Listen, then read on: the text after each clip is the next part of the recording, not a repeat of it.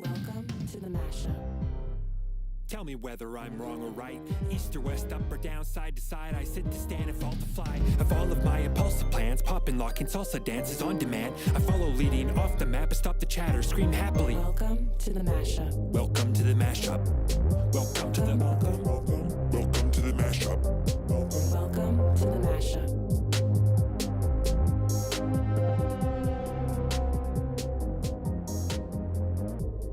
All right, apparently with the new setup, I got to manually put myself in here. Two things, not rants, just fun things that happened in my life. I sent Vesper, a care package in the mail a little while ago. And on a Post-it note, I wrote a tiny URL. No context. It was just there in the package. And then, so he's curious. He opens up a web browser, types it in, rickrolled him on paper. I rickrolled Vesper on paper in your face. And then also this. Just a sec. So I'm giving you just a sec. I've seen Ben Trudeau at a bunch of live events, and I've never really spoke to him or anything like that. I think I nodded at him one time when we made eye contact because he's always surrounded by 100 people waiting to talk to him, and I'm like, he's got so many better things to do, and I'm sure he has no idea. Did you get his new book? Well, give me a sec. What part of that do you not understand? Ben, come on, Ben. I'm still waiting on my copy. Just pointing that out. So anyway, not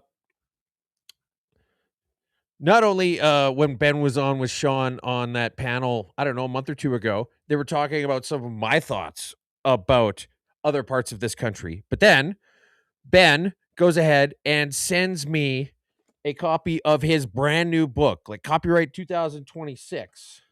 2 2s. For once, fucking Quebec can be useful for something. Ben, this was super nice. It meant the world to me. Thank you very much. All right, Sean, would you like to join us? I would. We have a fun show to get to. Shout out to Ben. All right. Okay. So today, Mashup 195, we're with a little different pace, folks. A little different pace, okay? We got a guest in the background. We're going to have a debate today. So we might as well bring in Chris here. Maybe. Chris, thanks for hopping on. Thank you very much for having me. I appreciate the opportunity. Yeah, absolutely. Well, I think Twos is over the moon. Somebody finally accepted a request to have a discussion, a debate on Alberta independence. So, Chris Berthelot, I want to start here. Just give a minute of your background to the audience. First time you've ever been on the show.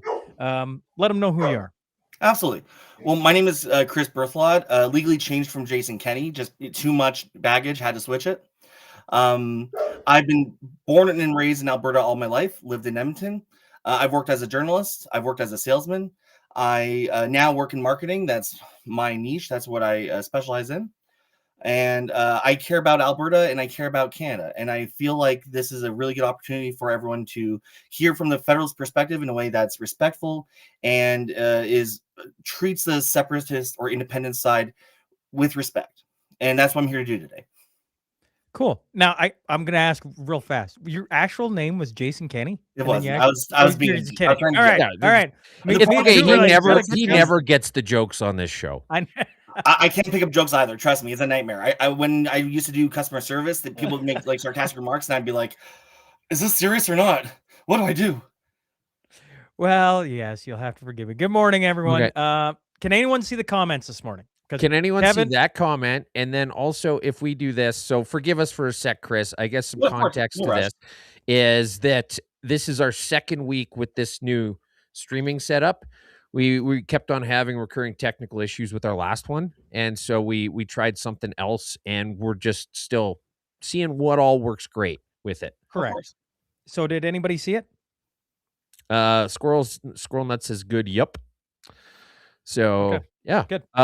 Yeah, I just want to say I really appreciate this. I've reached out to a lot of people that I disagree with over our time here doing the mashup, and the people that agree with you are always more than happy to come on and pleasantly shake hands, and we can tell each other how awesome we are. But it's really rare to have somebody who says, I think that you are totally wrong and I'm willing to sit down with you and tell you exactly why. And we need more of this, not even just in this province, in this country, but in this world. And even though I think you're totally wrong, I really appreciate the fact that you're willing to come here and try and figure it out with us. I do appreciate the opportunity, and I feel the same way. I think at the end of the day, and this is how I'm approaching this conversation. When I look at you twos and Sean, I see Albertans who care about Alberta. I see people who love this land, who love the people in it, who care about its future. And I feel like that's my concern as well. Just because, again, this is the only place I've ever lived in. It's the only place I've ever known. And so that's why when we've been, for me personally, I've heard about the Alberta separatists, and sorry, I don't know. I can say independence movement if you prefer. I say separatists just because I think of it as a leaving of Canada, but I'm willing to use independence just for the sake of this discussion out of respect for you. I mean, If that- it's good either way. You could even make an argument that since Alberta has been paying the mortgage on Canada for a while, that it's not even separation, it's eviction. Sure, I'm sure you believe that. That's fair enough. I don't see it that way, but fair. Okay, well, gentlemen, how about we start here? Okay, Yeah, absolutely. Let's get into this. So for all the people tuning in, okay, we just got a nice simple outline for a debate today. We're going to give each of you 3 minutes at the start to give your opening remarks. Once that's done, then it's just an open conversation to go back and forth. And at the end, we'll give you 3 minutes to just say whatever you want to say for closing remarks.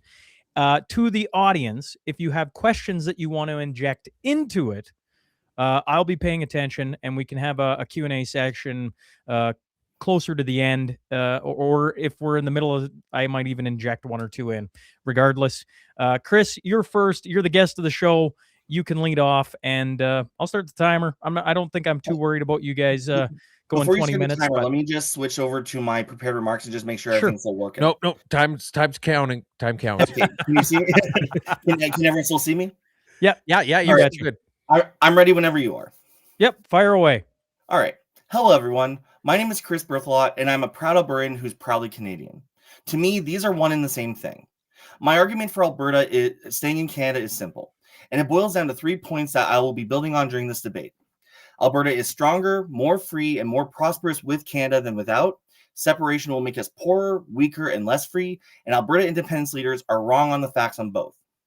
We have benefited from a relationship to Canada in many ways. It's because of Canada that we have the oil sands today, as well as the Trans Mountain expansion and other investments in our oil and gas industry worth millions, if not billions, of dollars. Canada's trade deals help ship our exports across the globe, and almost 1/5 of our budget is covered by federal transfers that fund our hospitals, schools, and other services. One of our greatest advantages is the fact that we can import workers from across the country during boom times and send them back when we hit bust, helping us save costs while benefiting from an immediate worker pool. As part of Canada, we're more successful, more protected from risk, and we have constitutional rights that serve as leverage when dealing with Ottawa. Chris, apologies. I mean, this is going to be the way today goes, maybe. Two's just got the blue screen of death, and so he got kicked off the stream, which means there's no point in you talking and then him hopping in and not knowing what you said. No, I agree. So we have to pause for a second, folks. Now, I don't know. I'm like, now I'm all twisted because I'm like, I'm just sitting here jotting down notes. No worries. Chris, I'm going to go back to until Twos hops in. Of course, here he is. All right, Twos, are you back with us? Twos, are you alive?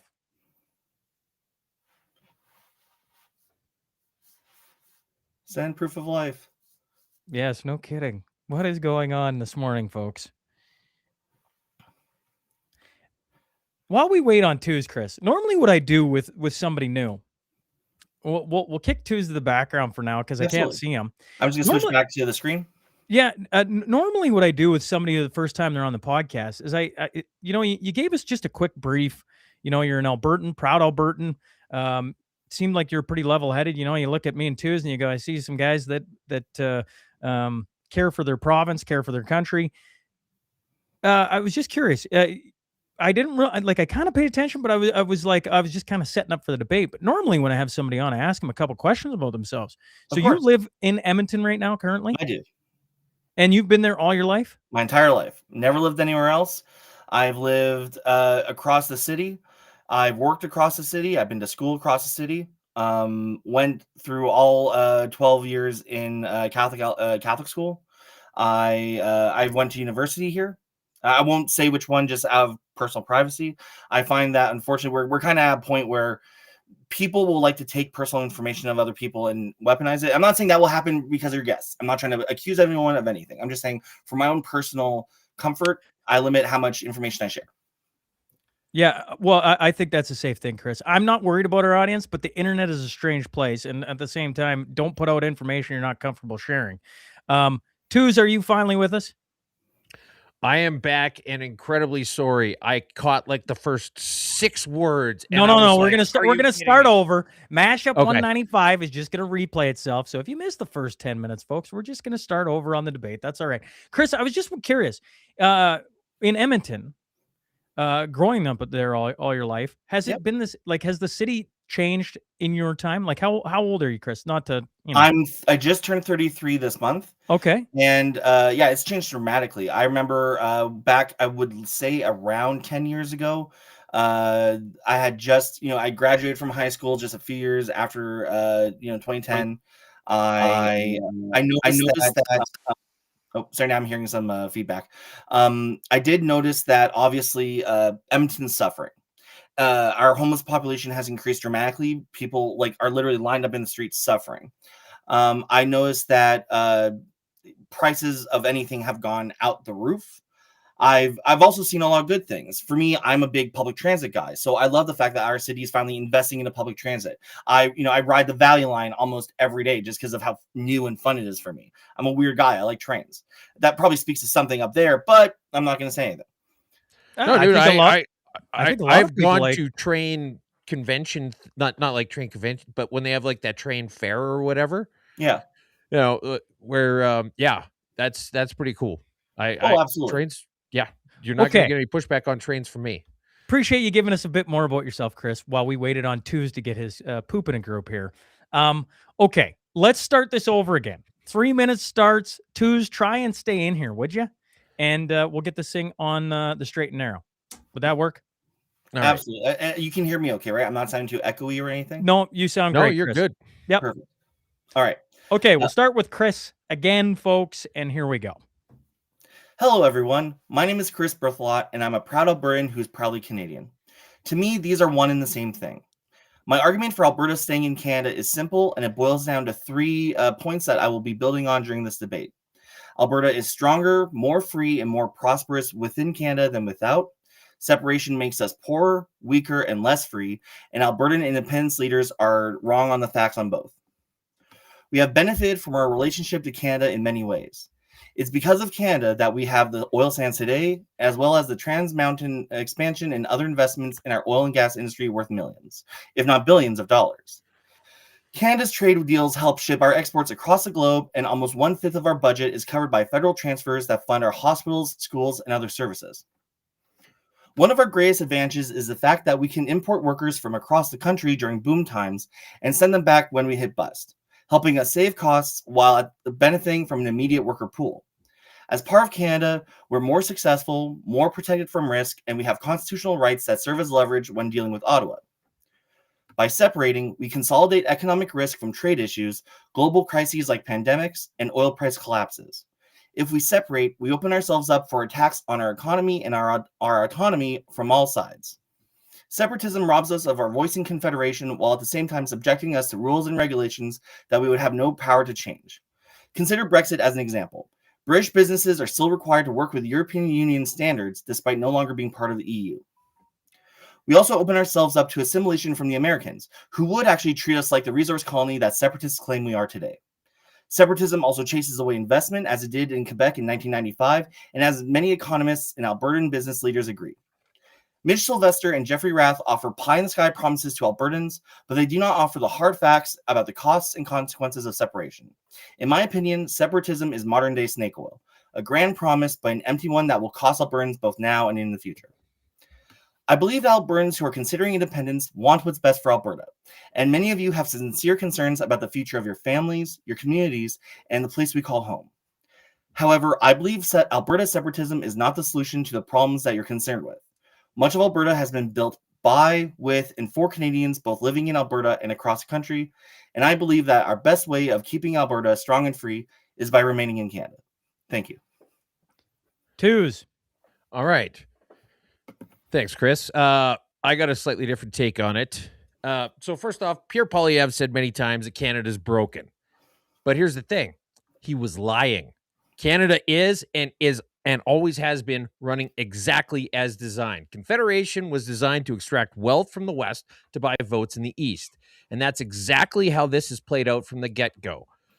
Fucking Quebec, the undisputed and undefeated heavyweight equalization champion. This year alone, they're getting $14 billion in just equalization. In the 2025 election, Alberta was magnanimously granted 1 MP for every 115,000 people. Prince Edward Island has one for every 38,500. In Canada, a vote for a month of fishing and 11 months of EI is worth 3 votes for 51 60-hour weeks in every sort of weather so that the airport in Vancouver can have jet fuel and fucking Quebec can have propane. We're also underrepresented in the Senate, but since the last time they did literally anything was November 6, 2010, I'm going to call it a wash because an underrepresented portion of 0 is still 0. Side note, the federal government wastes a lot of hard-earned money on dumb shit. Regardless, the West has really only asked for one thing from the rest of Canada. Please stop being dicks. But that's never been the case. From literally the start of Confederation, Alberta has been a resource colony, again, by design. John A. Macdonald talked about it. George Brown talked about it.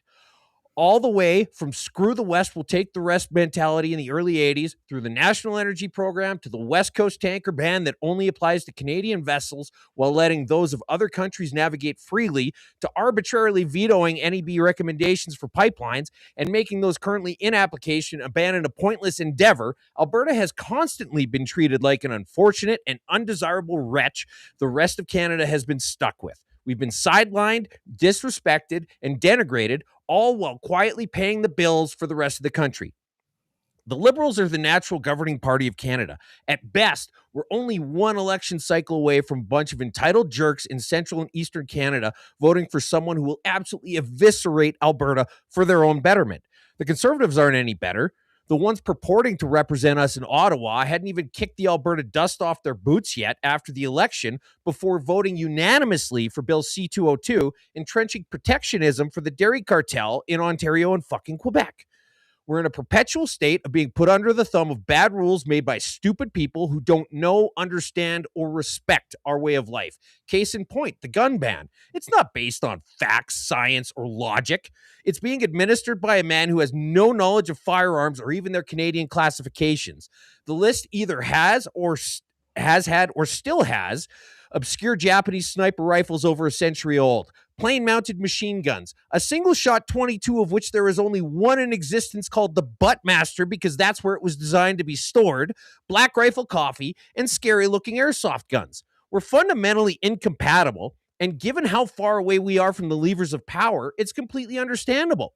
Most of the continental U.S., about a third of Mexico, and parts of Russia are closer to us than Ottawa.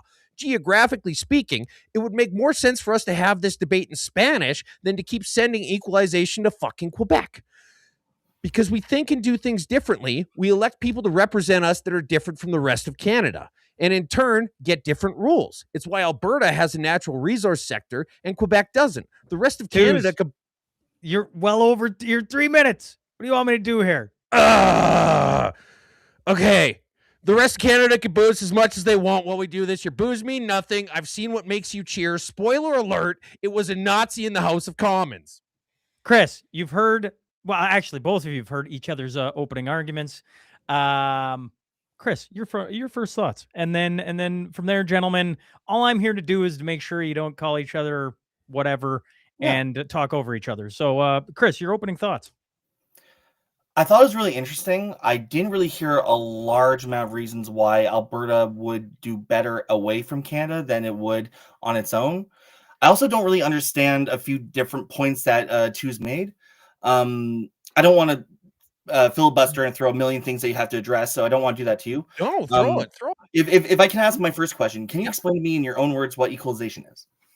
Equalization is equalization is a obfuscation of the source of revenue, where it goes through intermediaries to hide where it actually comes from to give it to other parts of the country. And it just so happens that it goes from wealth rich parts with low voter bases to less productive parts with higher voter bases.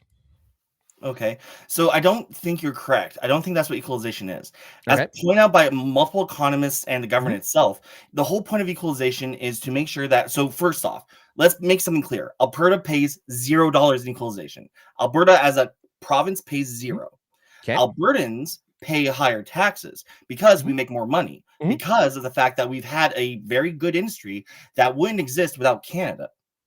So because of the fact that we make more money, because of the Mhm. fact that we are able to fund our own services, because we're successful, the taxes we pay, which is we don't get taxed any higher than any other country, or sorry, any other province or any other Canadian. We pay the exact same tax rates. We just happen to Mhm. make more money. So when all the provinces, they all send their money, they all send it to the federal government. The Mhm. federal government doles it out. We, as Alberta, for example, we get $8 billion back from the federal government to cover our healthcare. We get $6 billion back for I think it's education and other things. I have it in my document list, various Yep. different things that the federal government gives us back in order to fund our province. If you actually look at the federal budget, we've actually been getting more money every year from the federal government to cover what we aren't right now paying because of the fact that we got a tax cut from the provincial government.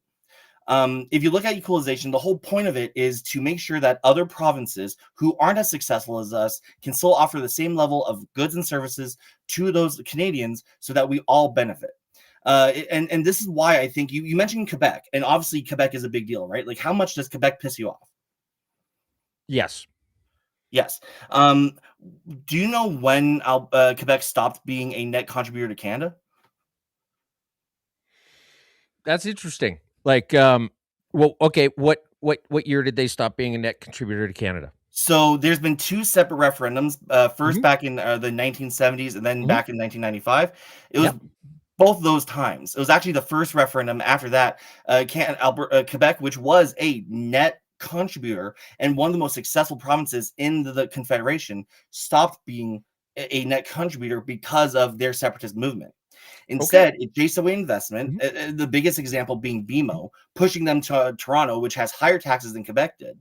And as a result, Quebec has, because of separatism, Quebec is now a net consumer, and that's separatism is really what's costing Alberta more money.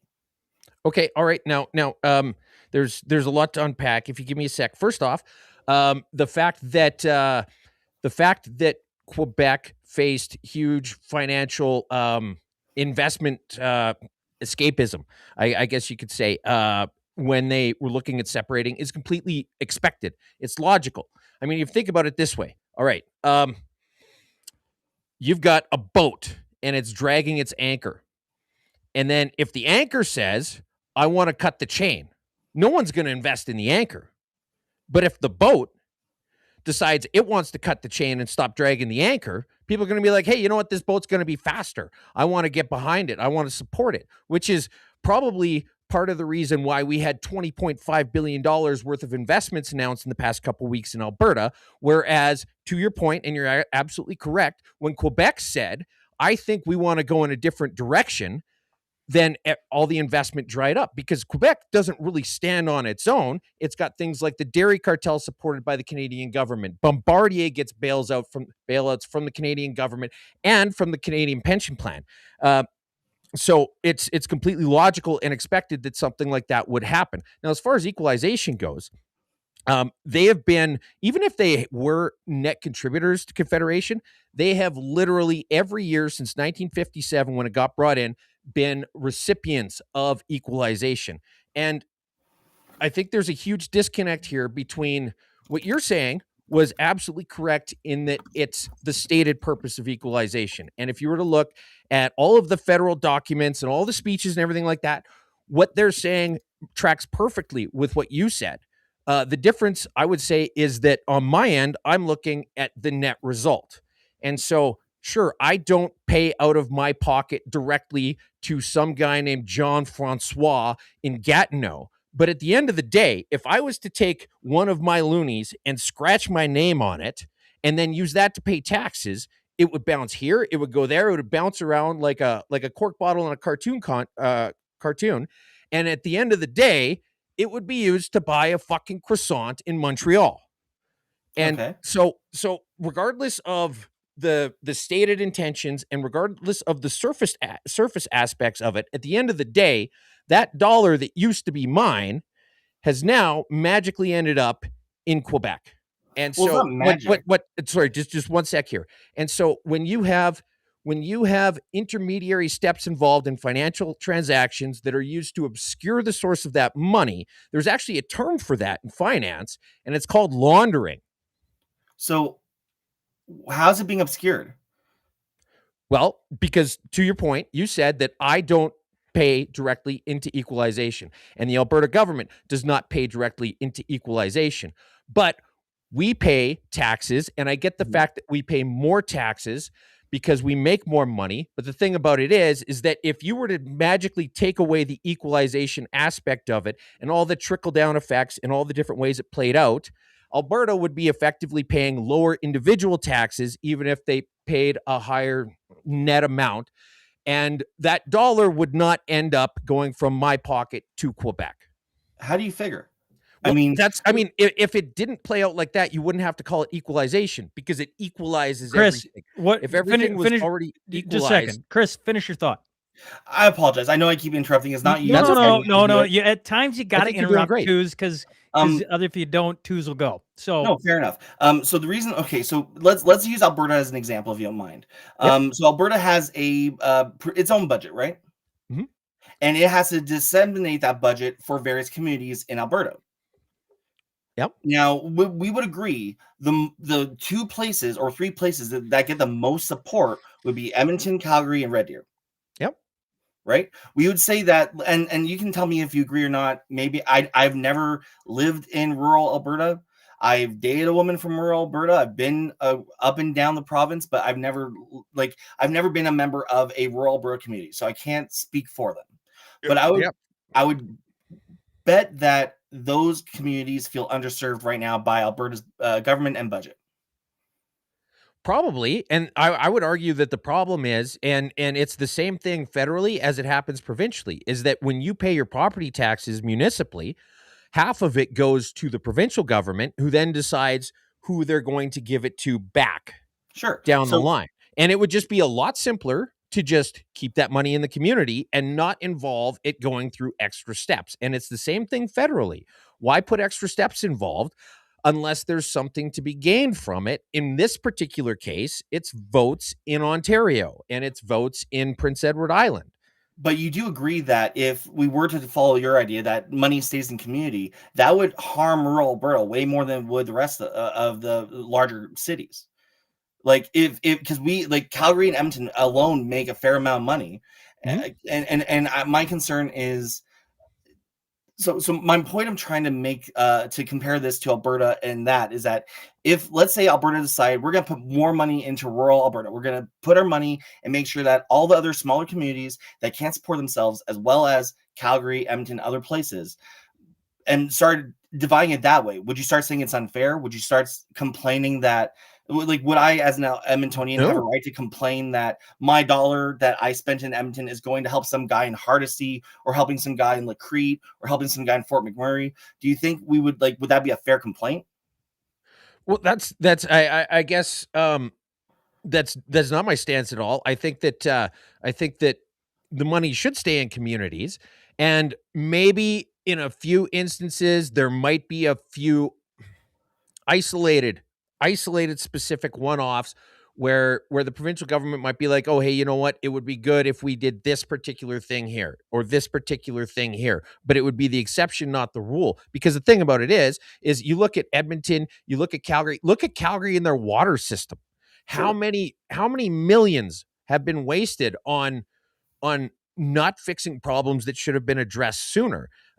Getting municipalities to live more within their means would have been a good lesson for Calgary to learn, and I'm sure it would be a great lesson for someplace like Stettler or Lacombe or whatever to deal with, where they just say, hey, you know what, like, we just don't have the money to waste on stupid stuff, and maybe we have a few less of the extraneous things, and we get back to having good water come in, bad water go out, and shovel the snow. Not to, because I recognize that by my example, I may have steered our conversation away from our debate topic. Just to, and not you, that I'm just saying on me. If I can just kind of guide back to kind of my Yep. point. We agree that the point of electing an Alberta government, whether it's a provincial government or a federal government, is that it's meant to take care of and responsibly serve all Albertans. I would disagree with that a little bit on the semantic side. I don't need a government to take care of me. I think the sentiment in Western Canada is largely that the government is there to basically maintain the borders, offer a judicial system, You pay and your own roads. a police force, and then after that to just back off unless there's instances where people are interfering with each other. Do you Right? pay for your own roads? It's not to take care of us. Sure. I think that largely, and this is part of the reason why elections federally are so crazy, is because you've got one side of the country that wants to vote for whoever's going to give them the most free stuff, and on the other side of the country, you've got people who want to vote for whichever politician is going to fuck the most off.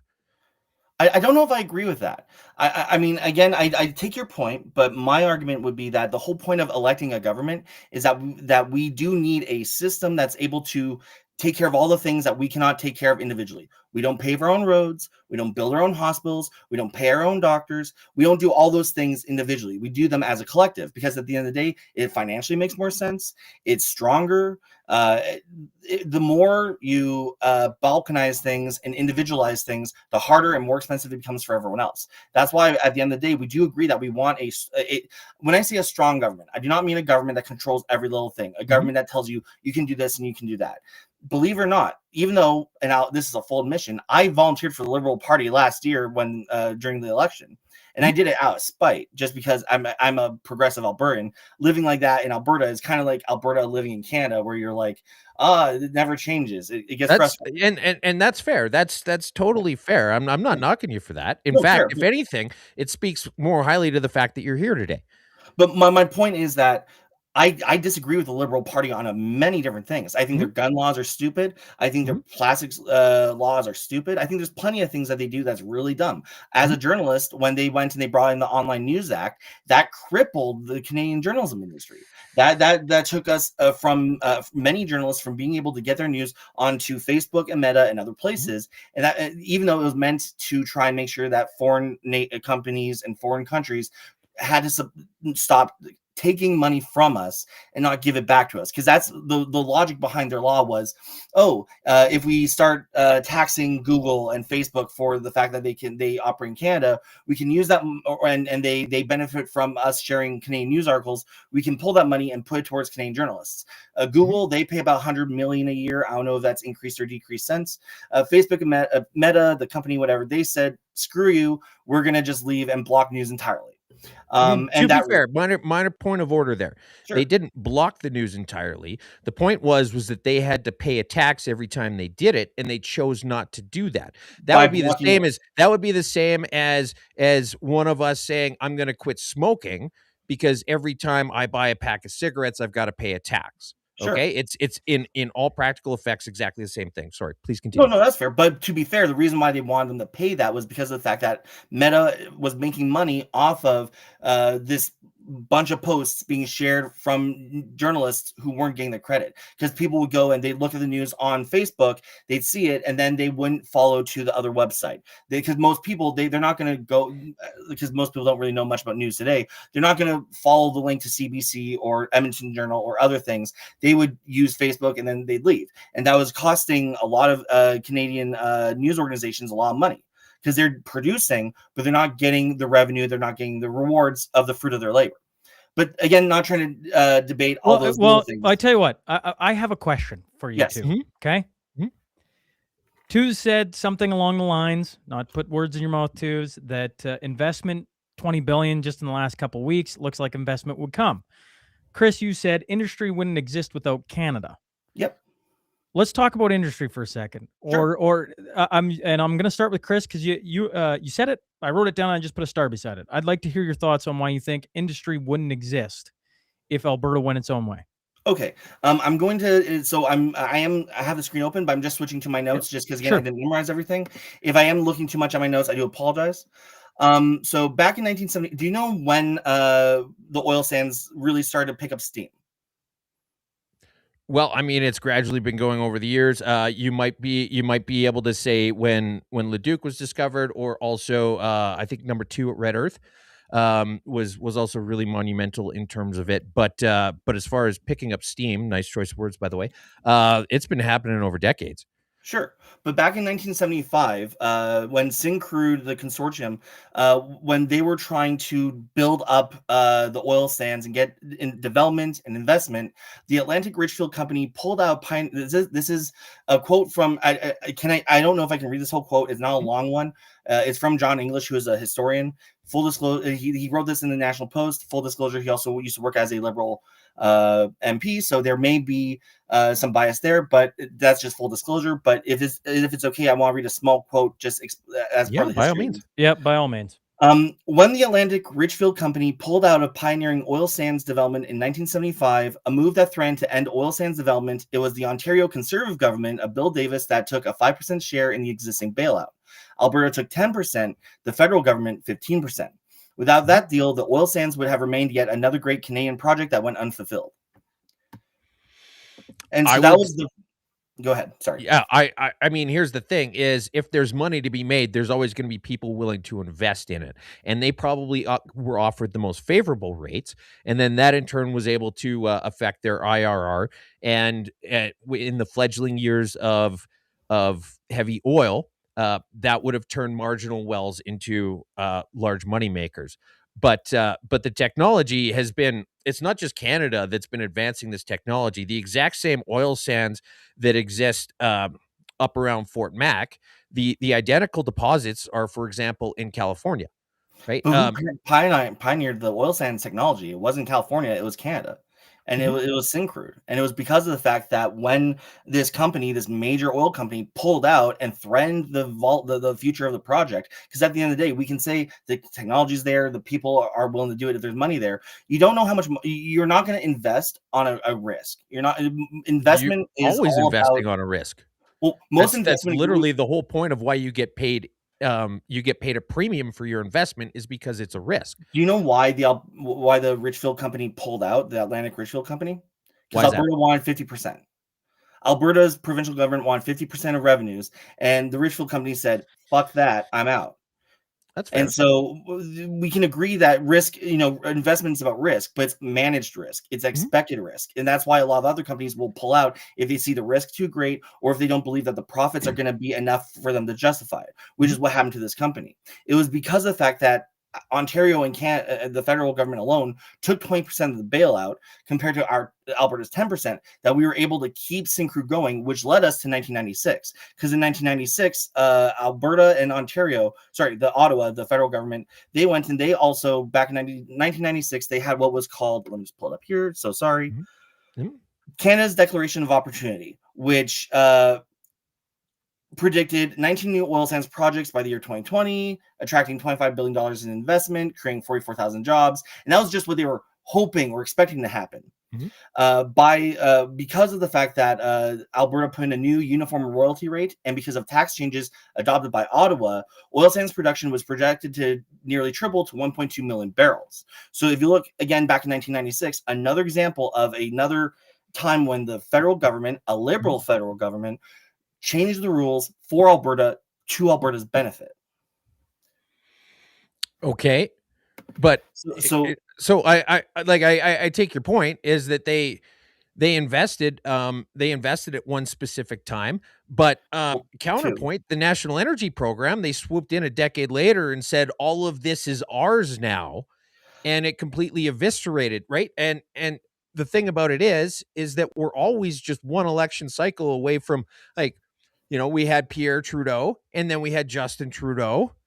How many more years before Xavier Trudeau decides to come in and decide to do some similarly stupid thing to the National Energy Program, or vetoing the NEB recommendation on the Section 52 application for the Northern Gateway pipeline? I would point out that the National Energy Program would have actually benefited us and wouldn't have harmed us. It was conservatives that made a whole big stink saying it would harm us. But if you look at a journalist who's a journalist named Max Fawcett, who's actually worked with the oil industry for decades, he points out, and I can pull up a graph if you don't mind. I can send you, or I can pull it myself. I just have to try and find it. No, you Give should me be able to 30 pull it up yourself, seconds. Chris. Yeah, absolutely. Give me just 30 seconds to pull it up here. Sorry, I have it in my Discord. Thank you Okay, for your so patience. If you like, while yeah, I'm that's looking okay. this up, if you want to jump in, I don't want to hold Yep, up the yep. discussion. As soon as it comes up, I'll let you have the floor. But I just want to say in the meantime that basically rule number one of a government is that you need to protect property rights. It's why it's so hard to invest in countries like Peru or Iraq or Nigeria, where you have unstable governments who could, at a whim, decide that all of this belongs to us at any moment. Venezuela is a perfect example, because when that stuff happens, investment gets on the next boat out. Okay. And so the National Energy Program, I'm really curious to see what you do with it and where you're going with this, because rule number one of being a government is you do not steal the people's shit. Sure, which is And why that was our shit's breaking protected. rule number one. Our shit's protected by the Constitution. So, I mean, if you're concerned about that, thank God we live in Canada, where we have exclusive rights over our non-renewable natural resources because of our Constitution. That was literally partially due to Pierre Trudeau. So, another example of another Trudeau ensuring protection for Canada or for Alberta. But that's not to throw a million things at you. Sorry, I'm just pulling it up here. Thank you Yep. so much for your patience. Again, I'm Yep. very sorry about the hassle That's here. okay. If I seem a little bit, it's just I get excitable, and when I get excitable, I tend to get louder or No, it's great, faster. Chris. You're in good company if that's the case. So don't Um, sweat it. I think I almost have it. See, I had a list of sources, and I was working all night trying to get organized, and I think I've just about found it. We know something on this side of working all night, don't we, Twos? Of Yeah. all the different documents getting put in. Nope. Wait, I was up till midnight working on this. Let's see here. Okay, here we go. I found. Oh, frick. Oh no, Okay, that's so okay. while That's you're okay. looking at that, maybe I'll just talk for a minute Yeah, feel about free. some of the differences between Alberta and the rest of Canada. I touched on Sure. it before in the intro about how Alberta, see, the oil doesn't magically stop at the border. It's not as though Alberta is just the luckiest place in existence, where it just so happened that the exact lines we decided to draw on the map also happen to be the boundaries of the formations that contain oil. It's just that in other places in Canada, it's illegal or highly discouraged. So, for example, the first well in Canada was dug in Sarnia, Ontario. And you've got anecdotal stories of when people were landing in Nova Scotia, they could poke the ground with sticks and light the gas that came out on fire. And yet you've got a fracking ban in Nova Scotia that was just very recently lifted. And you've got Quebec, where exploration is largely it not even largely, it's straight up illegal, let alone extraction. And so you've got a situation where Other parts of the country don't need to do this. They don't need to work because Alberta makes the money and we get the Well, equalization, which hold on. Who makes the most GDP in the country? Alberta or per Ontario? capita. No, Per I agree. capita? Per capita, Alberta makes more money because again we have higher wages because of the fact that we have this industry. But just in general, Also, okay, it's not just because of the just if you could industry, answer my it's question, it's because of economic decisions, like, for example, the fact that we have the lowest minimum wage. Sure, but we didn't always have that, which is kind of a shame considering how many Albertans are struggling right now. But that's kind of beside the point. I did find the link I want, or the photo I want to send you here. Sorry, I'm looking at the wrong tab. I see choose what to share with That's okay. Studio Restream. Is there something where I can send it that pops up to you guys, or do I have to use like the share screen? I think share screen would be the one to use. Just that share That screen on the is bottom. fair. I can make that work. That's not a big deal. Yep. Let me just. Problem is, I don't want to have personal information like. Okay. Sure. Maybe you Here could we go. I just. found it. I fixed it. Okay. All right. Okay, I got it. All right. So I'm gonna go here. Let me just clear this up. There it is. By the way, I love the hat. Thank you. I don't love your hat. I think that renaming it the Elks was absolutely silly. Especially, well, I mean, given the fact that that Eskimo doesn't even mean eaters of raw fish, it means lacer of snowshoes, and eating raw fish isn't even that offensive. I mean, try telling that to somebody in Japan. But I sorry, think go the ahead. question is ultimately who are the people who should be. I mean, I don't want to get into that whole. I'm not even gonna get into that. I'm just gonna wheel back. Let's just go to the graph, shall we? So here's the graph. I don't know if it's sharing right now. Yeah, we can see it. you're up. All right, so right here. So the key. This is from Andrew Leach, who has a full article discussing this. The key paragraph. This is back in 1980 when they're discussing the National Energy Program. The reference price, madam. I don't want to read the whole thing, but if you look at this graph here with National Energy Program prices, the idea was that as the National Energy Program would continue, if you look here, the graph shows WTI price as it is today, and then what the expected reference price would have been if the program was able to continue. If you look at it, we would have had a consistent rise per barrel of oil as increased that would went higher than we do today back in 2020. Now this was back in 2012. Or no, just at the 2012. You're right. Sorry, the screen was small, so I didn't quite get that. So the National Energy Program would have actually stabilized prices, and it would have had a continued increase in prices that would probably be higher than we have today. Especially Okay, all right. yeah. So, to be fair, all right. So first off, Andrew Leach is a guy who's very thoroughly entrenched in academia. His ideas aren't always well. Can you leave that screen up, please? Oh, I sorry. wanna Yeah, touch yeah. on Sorry, it. No, let me fix that. Let me fix that. Yeah. Sorry, I'll fix that. And he's a guy who has received a fair bit of money from the federal government. He's got me blocked on Twitter, but that's a side note. So the green line on that graph, which I'm seeing for the first time here, is based on two assumptions. One is that you take the WTI, if you take WTI prices at Cushing and adjust them to Canadian dollars, you get the red line. And where is the assuming that one, the program was maintained through today, and two, synthetic crude would otherwise sell at WTI in Canadian dollars, which it doesn't. And then the green graph is, oh shoot, I can't tell where I saw that before. But it said that it was connected to inflation and the consumer price index in Canada. Right. Okay, which are two very large assumptions that do not hold up in real life. To be fair, we'll never know because the program didn't survive the 1980s. Okay. I think it's fair to say, because you could look at that graph and say, did the price of oil follow that line anywhere in the world? And the answer is no. And so to say, if we'd have done this one specific thing in this one specific country, we would have had the steadiest, slowest, predictable oil price seems a little bit pie in the sky, to say the very least. I don't know. Again, I guess my concern is I again, and this is not to be rude. Yep. No, A large part of my basis comes back to who is more trained and educated in this. It's we can say that Andrew Leach gets federal money. So do almost every other think tank and literally almost any other professional economist and other authority on these issues. Everyone gets some federal money. That doesn't necessarily, and they've also gotten federal money from conservative governments. So it's not like I don't think it's fair to say, well, he must be biased. He's trying to skew the numbers in order to fulfill political agenda. I don't think that's accurate. Now, okay, all right, then that's a fair criticism of where I led into it with. May I stop sharing? But that doesn't affect the criticism I had of that specific graph. Sure, fair. But and to be fair, the National Energy Program is not my full argument. It's just the fact that more than one person would argue that it would have benefited us if things were, depending on certain factors. Again, we will never know. It's speculation. I'm not saying that this is my main argument. Okay, but they did break rule number 1, which is you don't steal the individual citizen's shit. And that's rule number 1 of a country.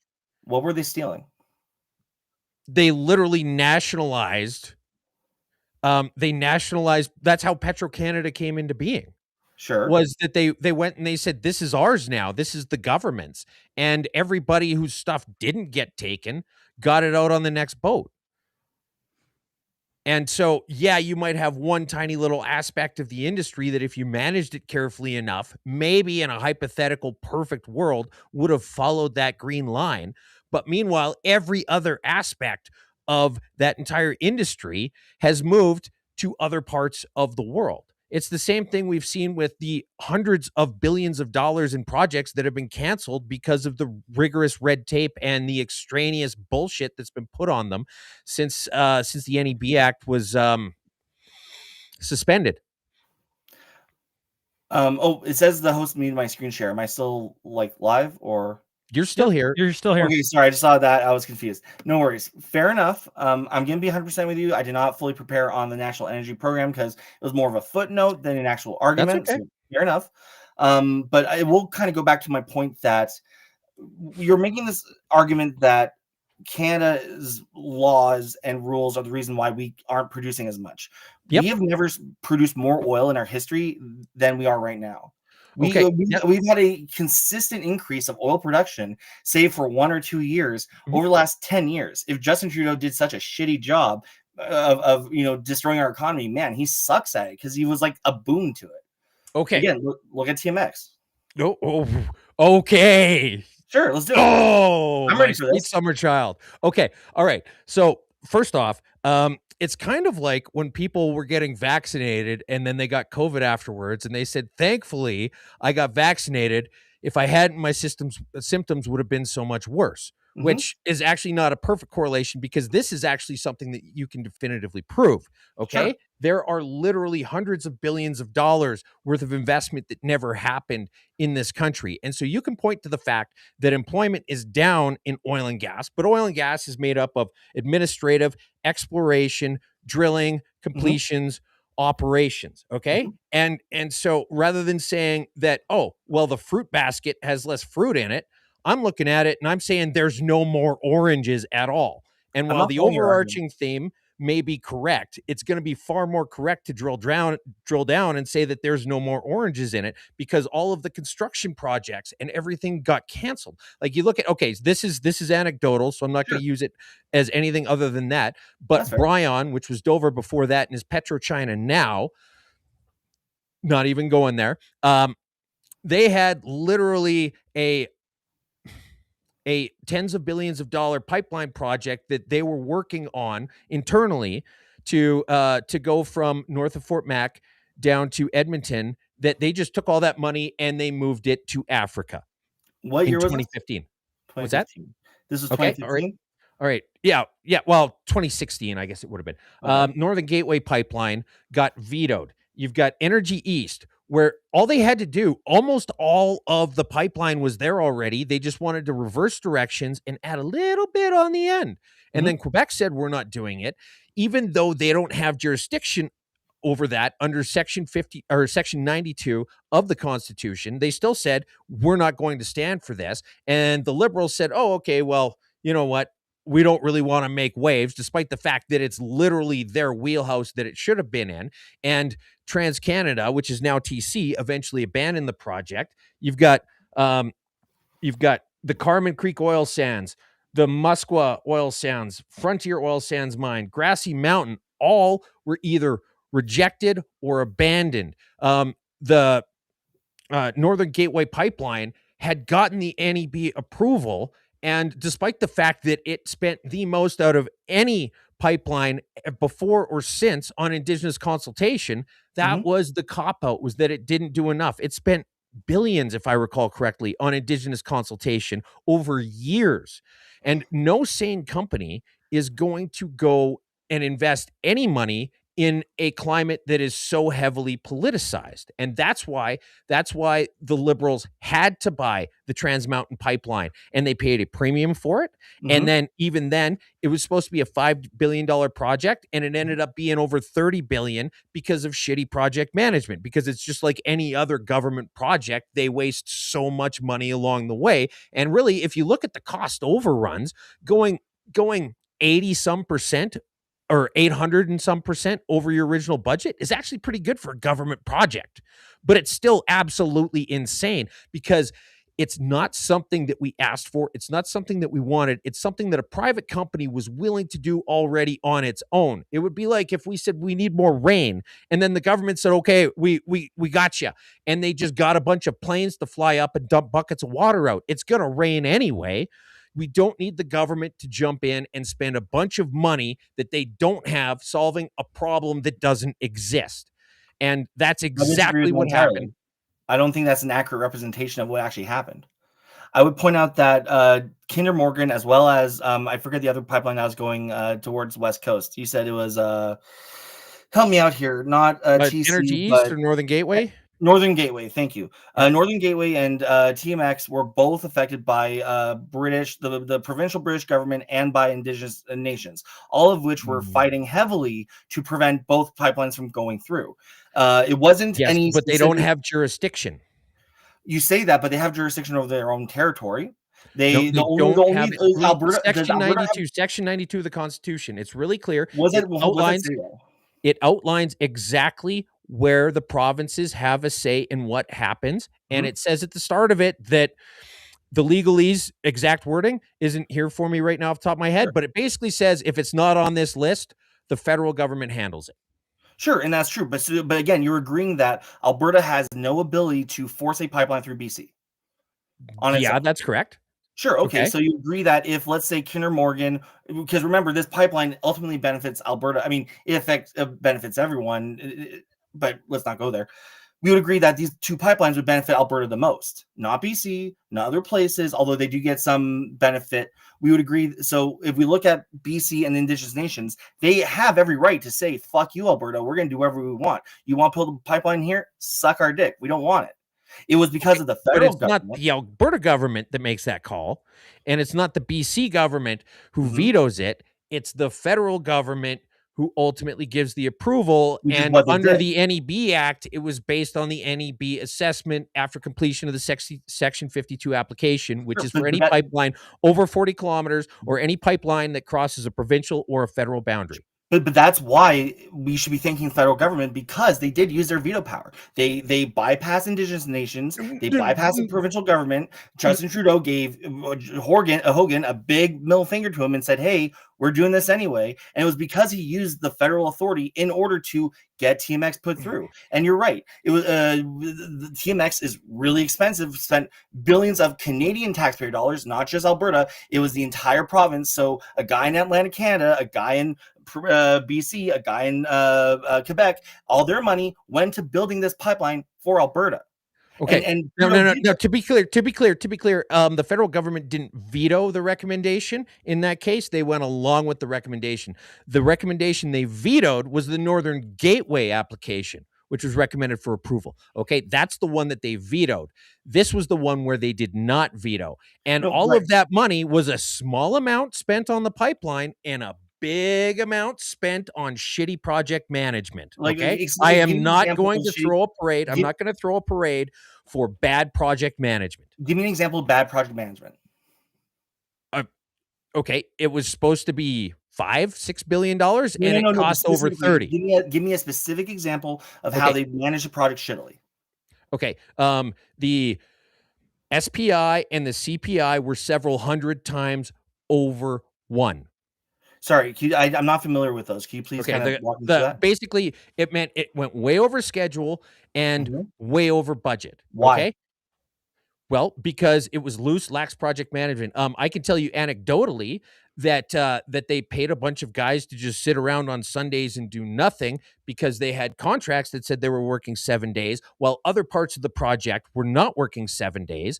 And so you had this contract that said that you had to pay these guys because they're working 7 days a week, and meanwhile they can't do anything because the guys over here are only working 6 days a week, and that's literal project management shoddiness because you've got a mismatch in contracts, which cause cost overruns. Fair enough. So I'm going to point out, and again, I just looked this up. I'm going to be 100% transparent. And again, this is not me trying to be a jerk or anything. I just Googled, why did TMX go over budget? According to their AI overview, which has sources which I can pull up, I can explain it. What it says here is the TMX pipeline expansion, initially projected at 7.4 billion, saw cost balloon to 34 billion by late 2024 due to a combination of severe geological challenges, natural disasters, high inflation, and logistical issues. The project faced significant delays from 2021 because of BC floods, pandemic-related supply chain disruptions, and complex mountainous terrain. So it sounds like the cost of the project ballooned not because of nebulous, shitty project management that you don't have any real actual arguments for. No offense. I mean, no, it's totally fair. I said it was anecdotal.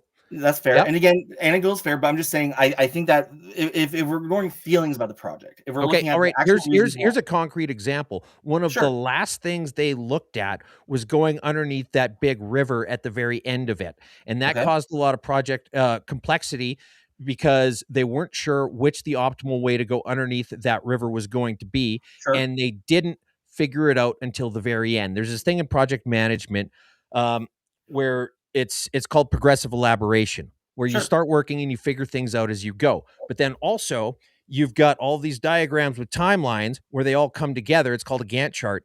And so you look and you say, okay, you know what? If it's going to take me this long to figure this out and this long to do it, and then the next step that's waiting for me is going to be over here, I need to start this earlier so that it's done in time, so that everything flows in a nice, easy flow rather than coming to a grinding halt at specific points. And that is a definitive point where the project did that because of substandard project management.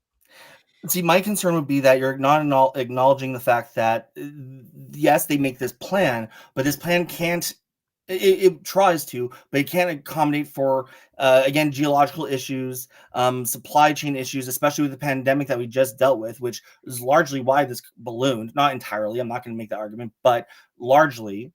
The project was more complex, and at the end of the day, whether or not we come to an agreement on why TMX ballooned, it's still worth it to Albertans, because we agree that TMX alone is cut out our WTI WCS differential by like $8 or $9, which is. But here's the thing: it would have happened already on its own if we'd have just not had a federal government being dicks the whole time. That's the thing: is you had a company. You had a company who was willing to go in and spend their money and do it themselves, and we never had to worry about it. We would have never even had this conversation. This would have been something that happened in a parallel universe. Okay, and that's the thing, is when you look at the parallel universes, in one parallel universe, the liberal government weren't being dicks, and Enbridge was able to just go in, build the pipeline, do it safely, and maybe they would have ran into some of the same cost overruns. Maybe they would have run into different cost overruns, but it would have been their cost overruns, not ours as taxpayers. It cooled investment because it signaled to the world that the only way that a project can get built in this country is if the government does it themselves. And that is anathema towards investment. I don't agree with all. And actually, first, two questions. One, do you say Enbridge is responsible for TMX? Sorry, they did the Northern Gateway Pipeline. That's great. So it was TMX, which okay, is but the name of the company, isn't the focus. The point is that it would have happened. 30 seconds. Yep. Sorry, not to cut you off. I apologize. No, go ahead. So Kinder Morgan was the company that went and was Yes, thank you. behind the pipeline.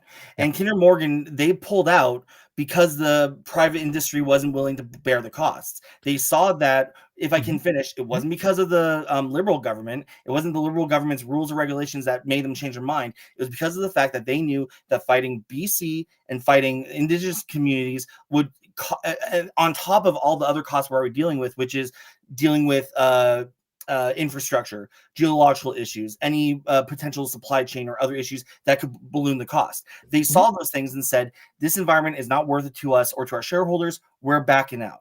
So private industry was the one who said, we're not interested in this. They were going to be, That's but correct. because of the fact that another province, which has its own rights to say, we don't want this, we're going to step in the way. They don't.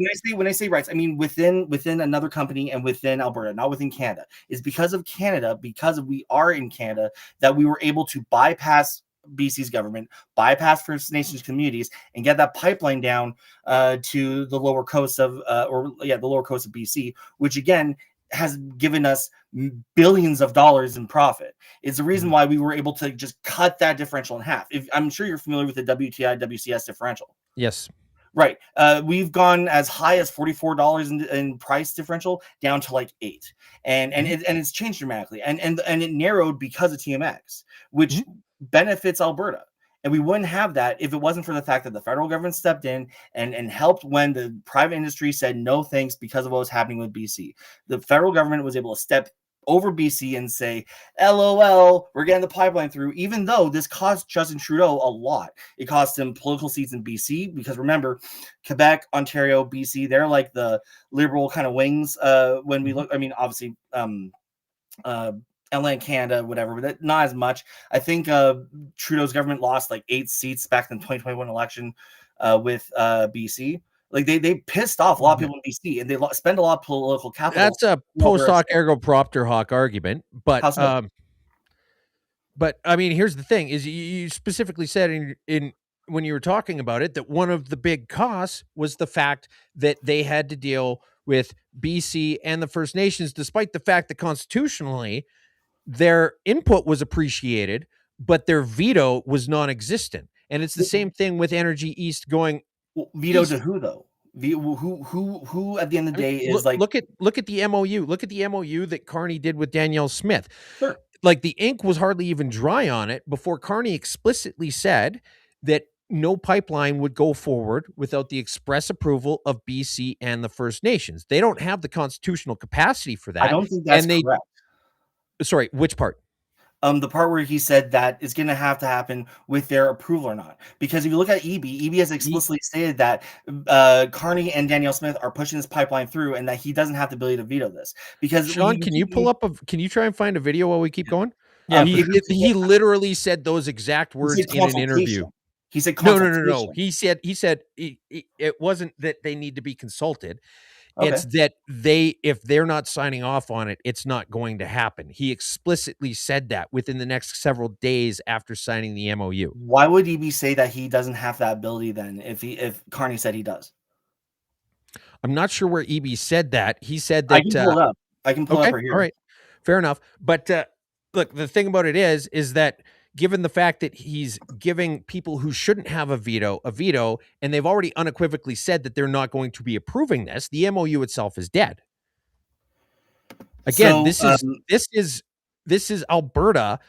Nobody puts baby in a corner, but everybody else in Canada loves putting Alberta in a corner. And that's it. And it just keeps going. And so, like you look at, our oil production is up a lot more, despite the fact that all of these hurdles have been thrown against it, because the technology continues to improve. Things keep getting better. All of these efficiencies that they're finding in the industry they lower the marginal rate for oil producing wells and formations, so that a marginal formation with a certain level of technology and a certain level of cost becomes actually profitable, as assuming the IRR of the company stays the same, the cost to drill that and complete it goes down. And same thing with workovers. If a workover used to cost $70,000, now it only costs $30,000, it makes a lot more sense to open those wells up that had been previously shut in and get the oil out of them. Okay. I apologize. I'm just not quite following how that connects to what we were talking. Or was that just like I It's lost just the track. I apologize. overarching theme of the fact that oil has been getting better, which was kind of where we started off with this, I guess. And Sure, we went away from it a little bit, but the point sure. is that the fact that we keep increasing the amount of oil, um, despite the fact that there's fewer people in the industry, is not indicative of it being worse. It's just it's actually been a lot better, and there's more work happening. It's just that there's no more construction. Sure, right. Well, we agree that many oil companies, they're actively trying to automate the industry, and they are the ones sloughing off jobs while posting record profits, right? Yes, So yes. we would agree. So we would agree that we talk about how. So we would also agree that Alberta's oil industries are able to produce more than they've ever done in the history Hmm. of Alberta's Hmm. lifetime with Yeah. less workers on purpose, harming Albertans and costing them jobs. The fewer workers are in the construction because all of these literal hundreds of billions of dollars of projects, the capital that had been set aside for them has moved to other places. And while efficiencies and automation and things like that have improved the industry, what it's done is it's lowered the threshold for borderline wells so that you can now get into more wells and you can do more with it.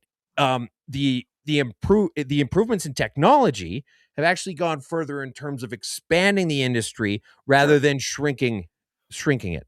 Sure, right, but that kind of leads back to the point of Justin Trudeau's government did not destroy Alberta's industry. It didn't attack it. If anything, it built it No, up. I'm definitively telling you, like I definitively listed off hundreds of billions of dollars worth of projects that didn't happen.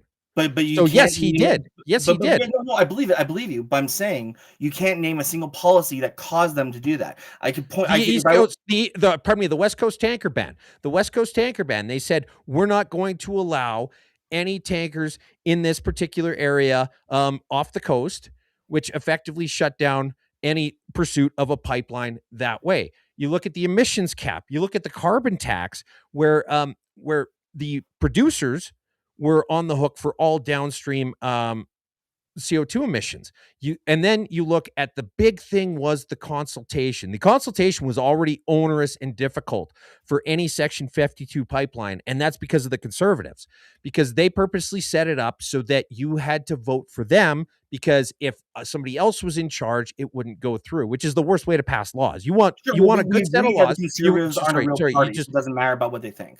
you want a good set of laws so that no matter who's in charge, it's Mhm. stable and predictable and fair. Okay. Sure, I agree And with that. that's not what the conservatives did. They set it up so that there's just too much wiggle room. And then Trudeau got in and he said, "Look at all this wiggle room. We're going to make it impossible." And that's what You know, happened. And that's why Energy East got abandoned during the application process. They spent $1 billion on literal paperwork, Chris. $1 billion worth of paperwork before they just said, "Guys, we can't do this. We can't do this." Like that's a lot of money to spend on filling out forms. I'm not sure where you got the number of $1 billion on forms, but again, I feel bad because I'm pulling up this Google AI thing. Northern I don't know if Gateway that's necessarily Pipeline was fair. over $1 billion as well.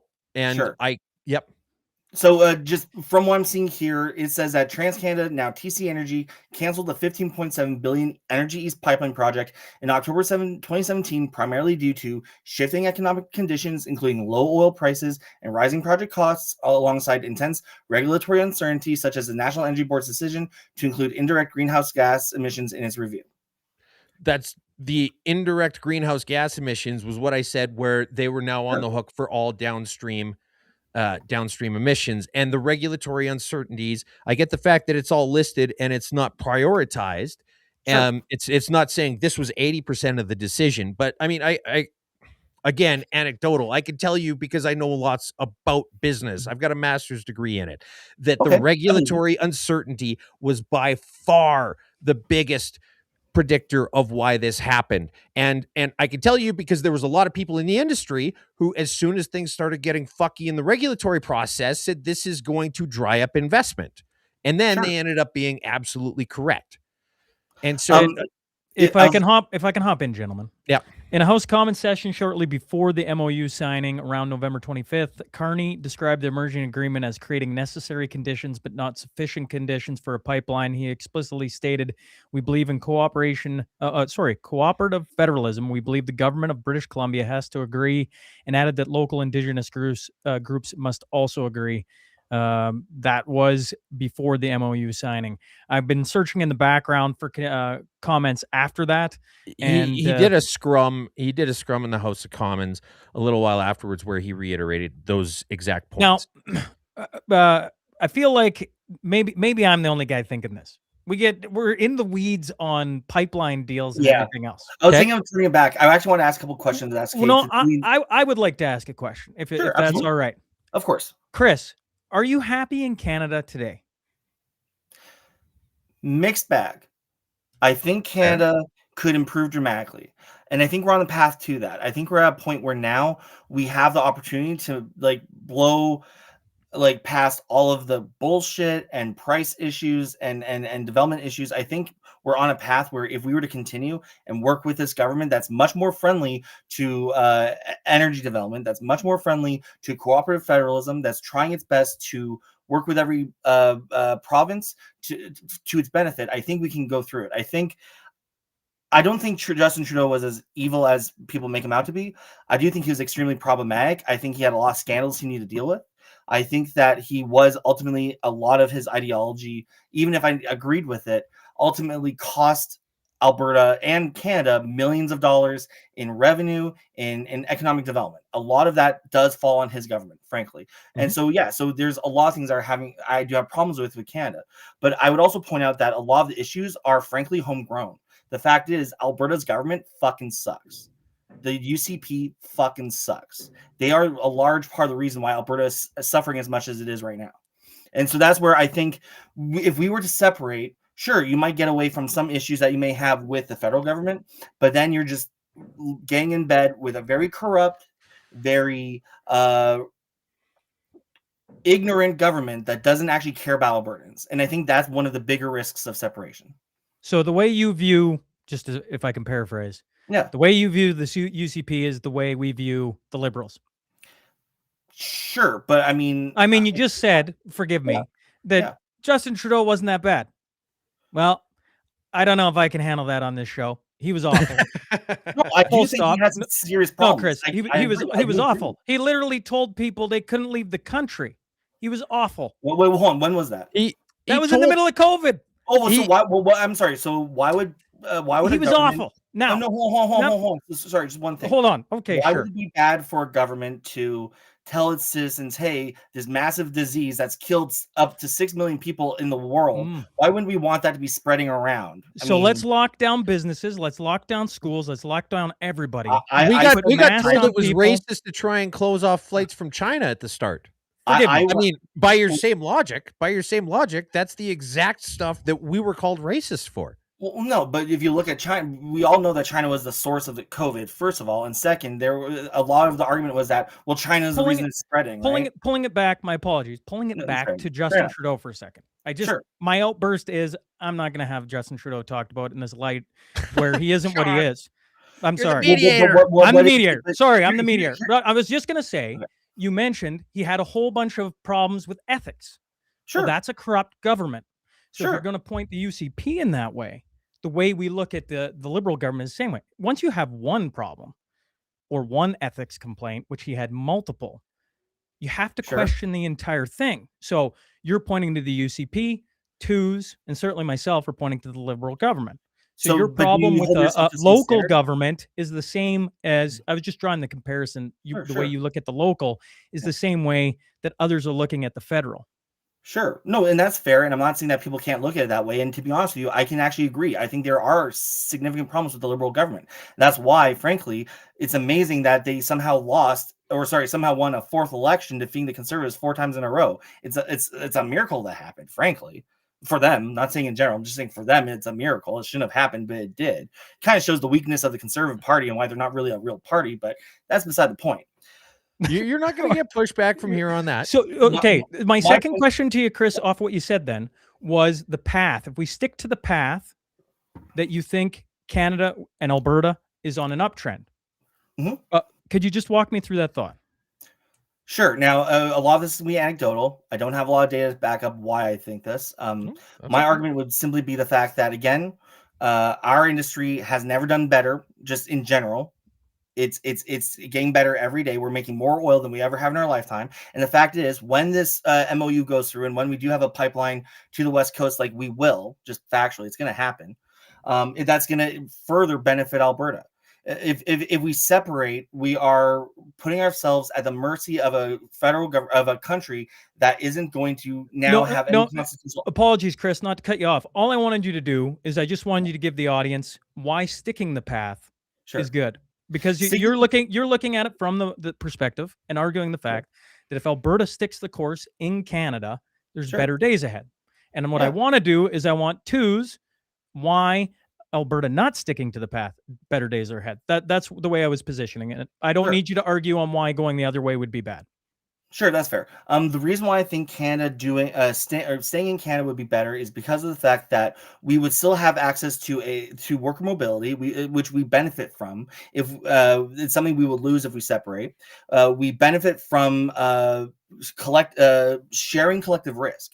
When oil prices drop, which they do, which Alberta suffers dramatically, it's often because of Canada that we're able to get through it. We share that collective risk. A lot of the workers that we'd be having to pay for after they're unemployed, they end up leaving to back to New Brunswick, Saskatchewan, Ontario, wherever, and we end up bearing less of the cost with Canada than we would if we were independent.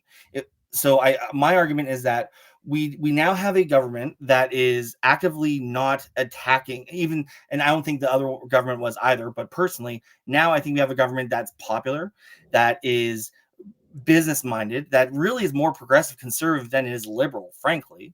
That is, as much as it's saying, oh, we're gonna respect indigenous rights, at the end of the day, they're making a lot of really good trade moves. There's a one business leader I have right here. Let me just pull it up here. Sorry. Edmonton Global. It's a company. Vice President of Edmonton Global. Sorry, Executive Vice President of Edmonton Global, Mustafa Sahin, whose job is to attract investors to Edmonton. He first downplayed the damage being done to investor confidence with separation, but he points out that Canada is actually becoming a more attractive place for investors, pointing out free trade agreements that Canada has signed with the European Union and the Trans-Pacific Partnership, neither of which include the U.S. It also gives Edmonton unique opportunities the city can build on, particularly with a strong manufacturing capacity. So we benefit from better trade. We have a better brand that most countries actually like. Most countries like Canada a lot. We are one of the most popular countries in the world. If you look at statistical rankings, we're the only country that people like more than us. I think it's like Switzerland or some like Nordic European country. We are like one of the most popular countries in the world. We attract investment. We attract people who want to work here, who want to build here. And again, we reap so many benefits by being in Canada as opposed to not being in Canada. I think as long as we stay the course and we get rid of the separatism talks that's going to kill our investment and kill jobs and destroy our economy, if we move away from that and stay the course and actually work as an equal partner with Canada, I think we're going to not only build more capacity, but we're going to be able to weather when oil starts tanking. Because I'm not sure if you're familiar with the International Energy Association or the IEA. There's a bunch of them, but go on. Well, there's one. It's called the IEA. It's there's a lot of oil organizations in the world, and I can't think of the one you're telling me off the top of my head. But please. Sure. So yeah, it is one of the major ones. It predicts that oil will peak around after 2030 to 2035, and prices will drop. Where we are hitting a point where oil will not be it will still produce a lot for us. We will still make a lot of money off of it, but there's going to be a point where we're going to have to pivot. As all Albertans, we all agree, we've been on the resource roller coaster. We've hit our booms, we've hit our busts. We haven't, even though we're producing more than we've ever had before. If you look at the price of oil today, it's dropping. It's at $62, around 61. And it's already affecting Alberta dramatically. I'm sure you guys are waiting for Danielle Smith to announce the next budget for 2026-2027. What did she say? She said It's a Big bad cuts. one. Or sorry, not big cuts, but it's going to be bad. Right, and she's doing what Nolly did before, because when we had the same issue back in 2014, 2015, after Saudi Arabia started screwing with the oil prices with their production, Notley said, well, we're not going to do cuts. We're not going to do higher taxes. We're going to stay the course. And she was criticized the hell for that. Danielle Smith is going to do it. And she's the one who's increased the... Okay. Yeah. I want to put it down to twos. Are you Okay. happy in Canada? No. Okay. If you're not happy in Canada and Okay. you're for Alberta going, I know there's a ton that Chris just said that you want to respond to. Okay. But I would like to try and make it sensible to people when they're listening of like, okay, then point the direction you'd like to go. If you want to address Chris's thoughts, give her. All right.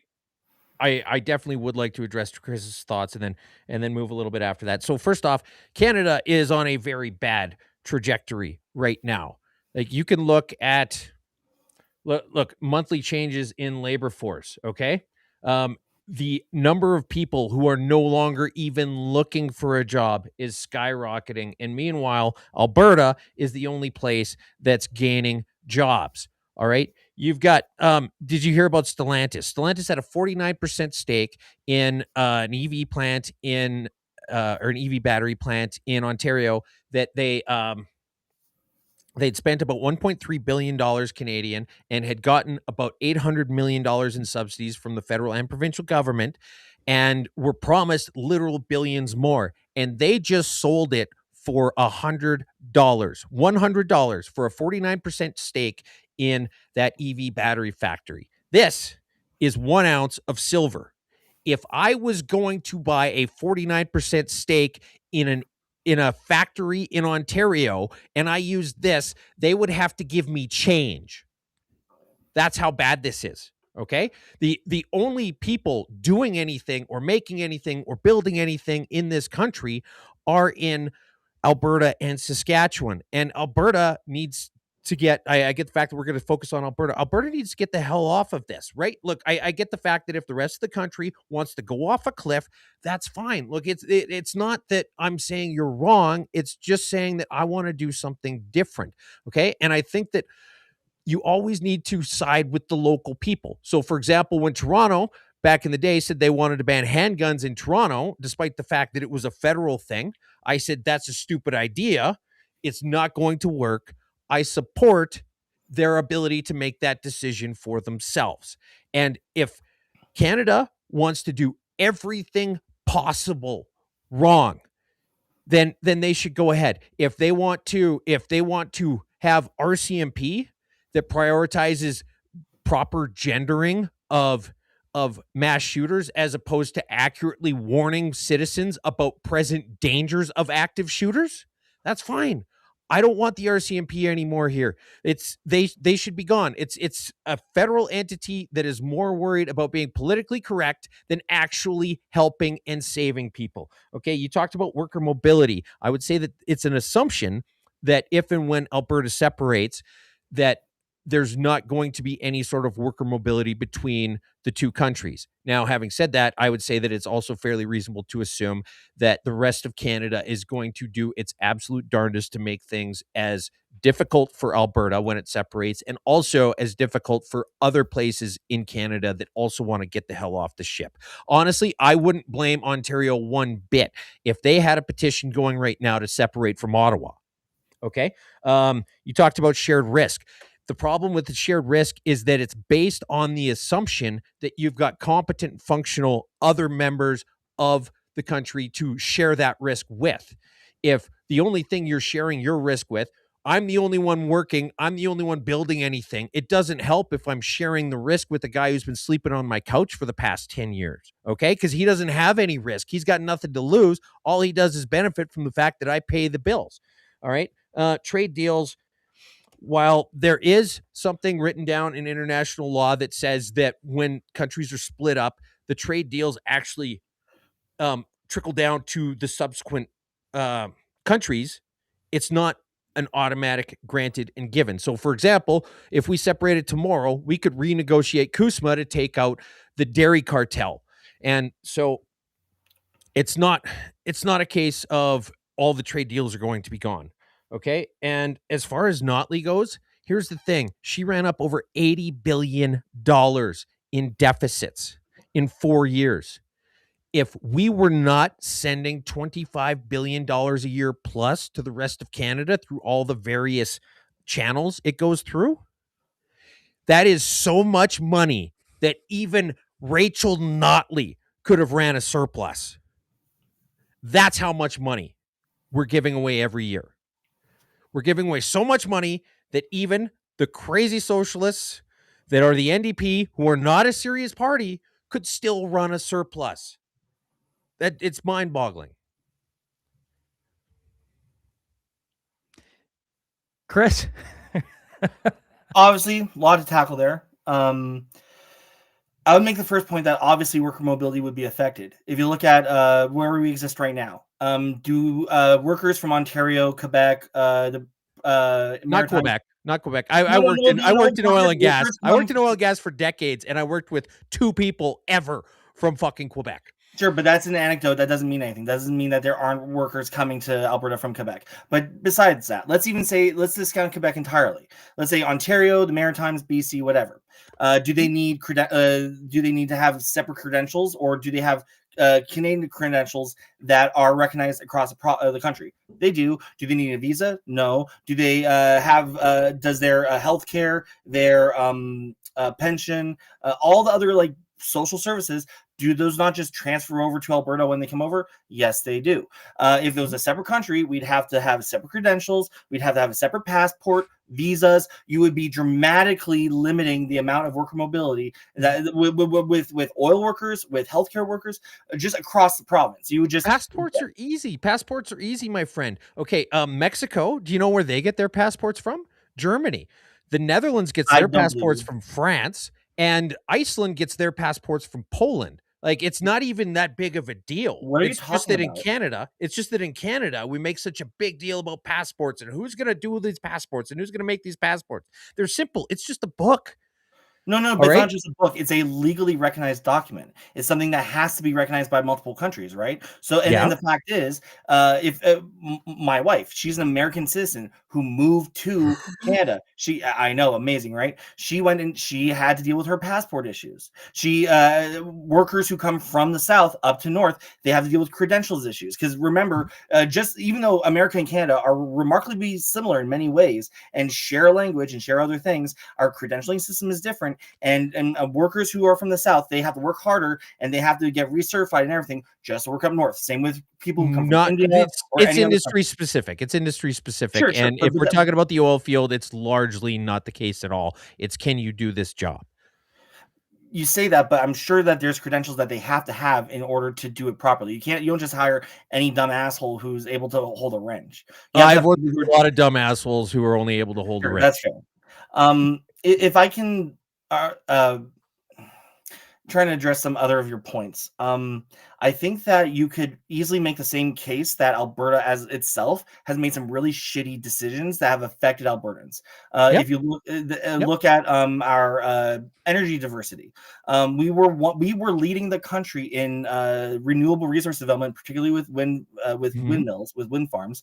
And when Danielle Smith, to protect the oil industry, she made a bunch of new laws specifically to hamstring these companies and stop production so they wouldn't overtake oil industry. When she went and she put a moratorium so no one could build anything, we lost billions of dollars in investment, billions of dollars, or hundreds of jobs, if not thousands of jobs, that now went to the rest of the country that we could have had, that would have helped us get off the resource revenue. But instead, we have a provincial government that doesn't care about building industry, that has attacked various other aspects of our jobs, that even attacks our rights. This is a government that has used the notwithstanding clause to attack the rights of striking teachers. We don't have to get into that point, but the point I'm making is that if you want to talk about, the liberal government, the Canadian government, they make bad decisions, they're causing investment to go away, they're doing this. They make bad decisions, but right, that doesn't change when you're in your own country. All it changes is which idiots at the wheel. And frankly, I would say that the UCP idiots are the worst ones, because they're the ones who ignore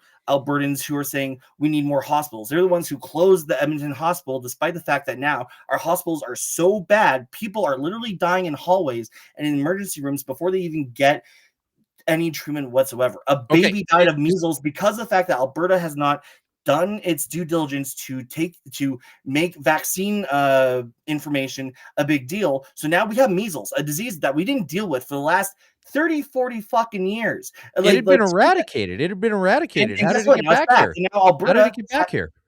Because of the fact that Danielle Smith, trying to appease her far-right base, which may or may not include you, not trying to be rude, she went and she made a whole thing about vaccines and not doing any messaging or barely any messaging or talking about it at all. And as a result, it has caused many diseases from COVID to RSV to measles to harm Albertans, to kill Albertans, to affect our jobs. People are sick. They're suffering. We have, I think, if you actually look, there's some news stories that show apparently Alberta's government actually hid details about people with measles, babies with measles, in order to not get flack from the press. It was a news story that just came out. I can look it up. They actually hid the information just to save their own ass. You know what the Alberta government also hid?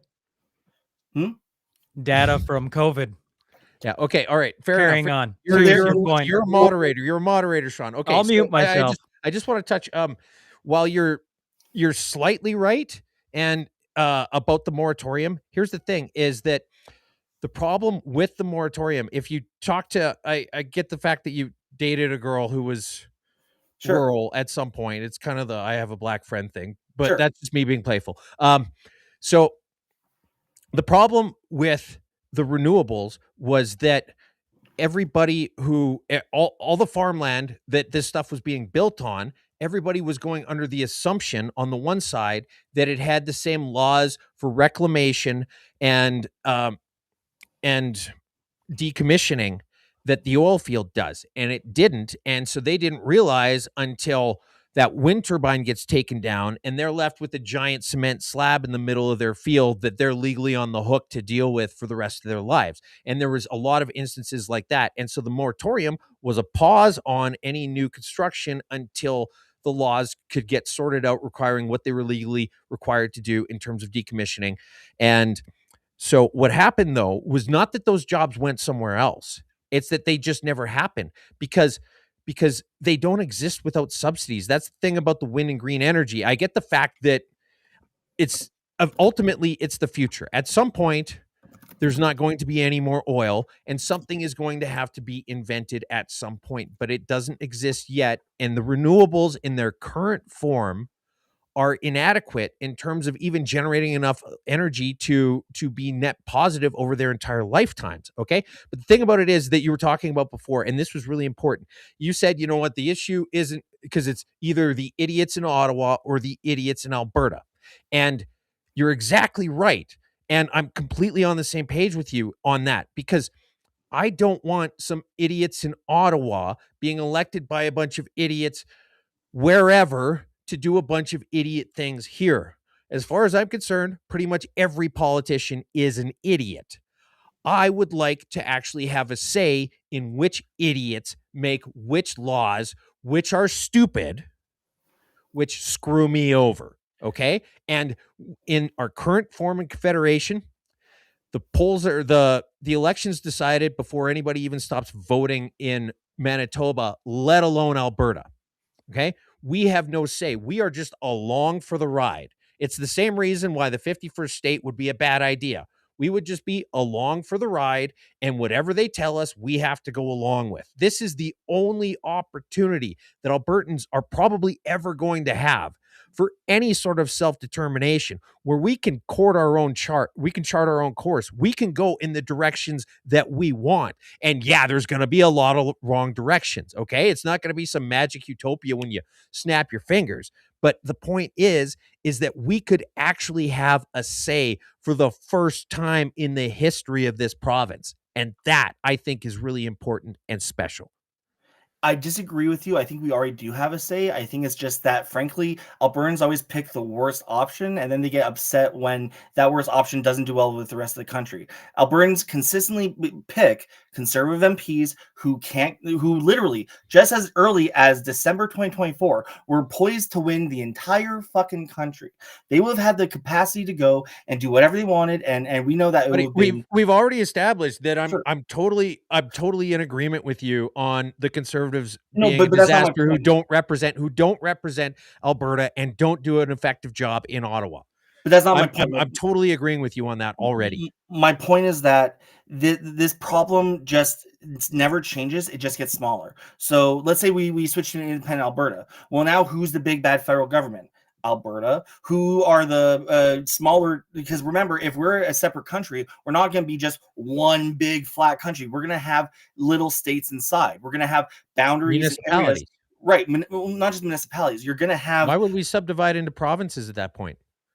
Because you have to be able to have representation. We're going to have to change. Well, you'd our have government ridings. system. You'd have ridings, but why But would that, we but need that, to but that's again, ridings are as if we're still part of a Westminster parliamentary system, which your own independence leaders don't want anyway. They want to switch it to a republic, which again would still ultimately have to have some sort of boundaries and some sort of areas that represent specific communities with specific interests. We already do this when we were talking about Calgary, North Alberta, South Alberta, Edmonton, or Central Alberta. Mhm. We would just naturally devolve to a state where we would have smaller provinces that would then turn the Alberta federal government into the boogeyman that Alberta's province does to the federal government. We would say in Edmonton, or the Edmonton area that's now its own riding or area that sends its own elected MPs or version of their whatever to the federal government, then we're going to say, well, the Alberta federal government doesn't actually, represent the rights and the concerns of the Edmonton area. So now we want to separate because we want to have our own nation where we can establish our own thing. I'm all for that. No, that's bad because then I think no, that's great. no, it's not, That's because great. now you're saying you don't want Alberta to be its own nation. Now you want to have a bunch of smaller nations that they're going to keep breaking down and Yep. building up more risk, building up less economic strength. What I'm saying, to be clear, promise- what I'm saying is that if you at a smaller level want to be the people who decide that you don't like the direction you're being taken in a system where you have no say in it, I fully support your ability to want to chart your own course and go in your own direction. And I think that that is incredibly important, regardless of how big or small that landmass is.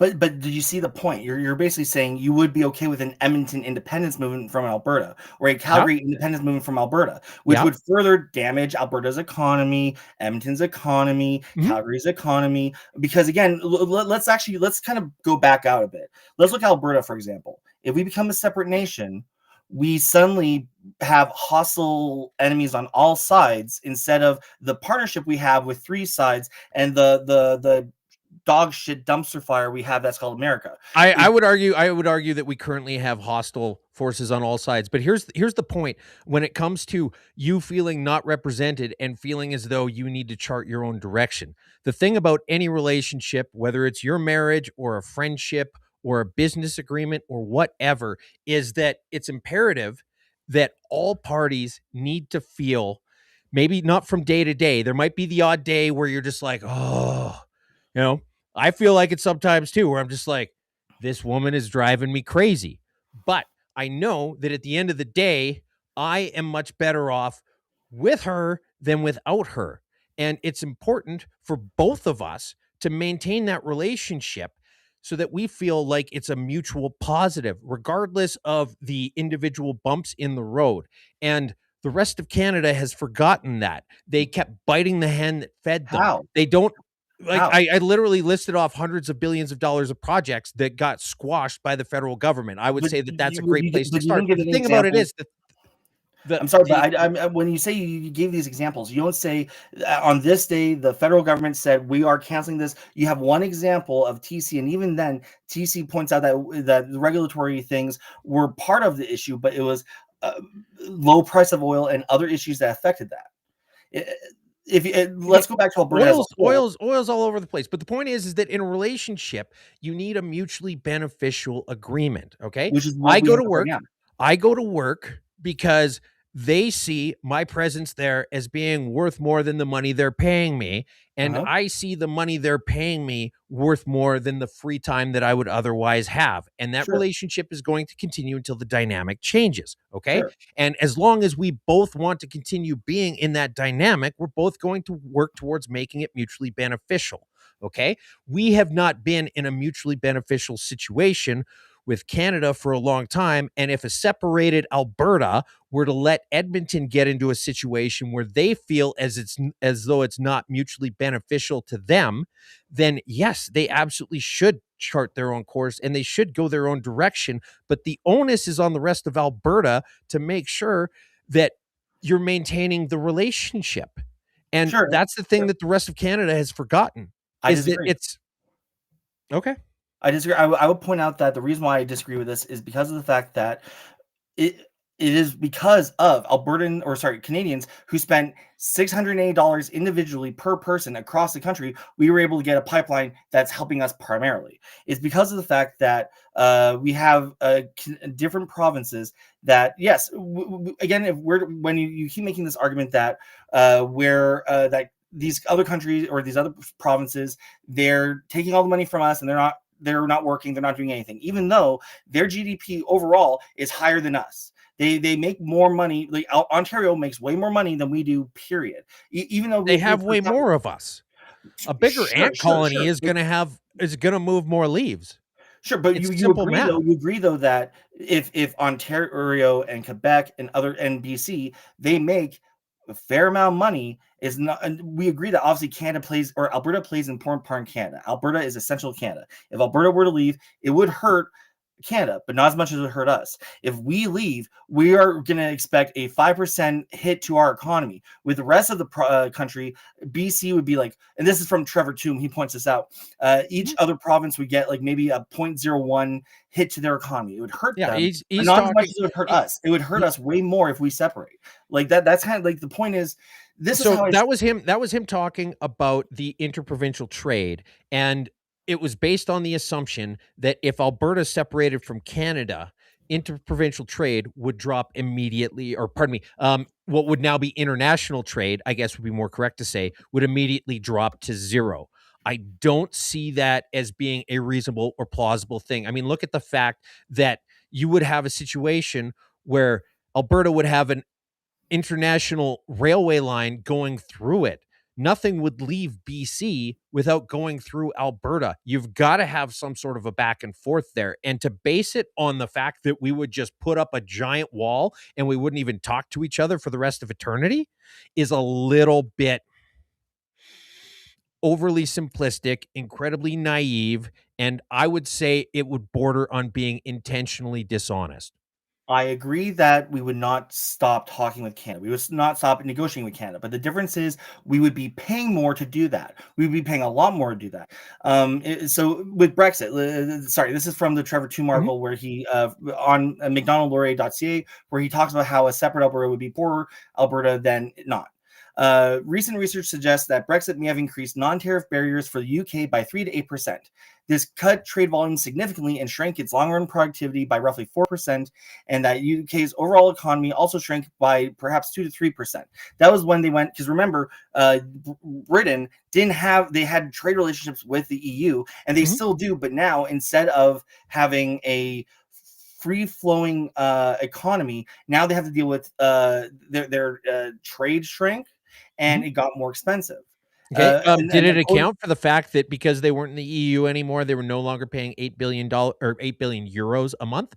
Was that accounted for in there? Was it a net where are you decrease, getting that fact or from? was it Where are you getting that number from? John Oliver? He did a.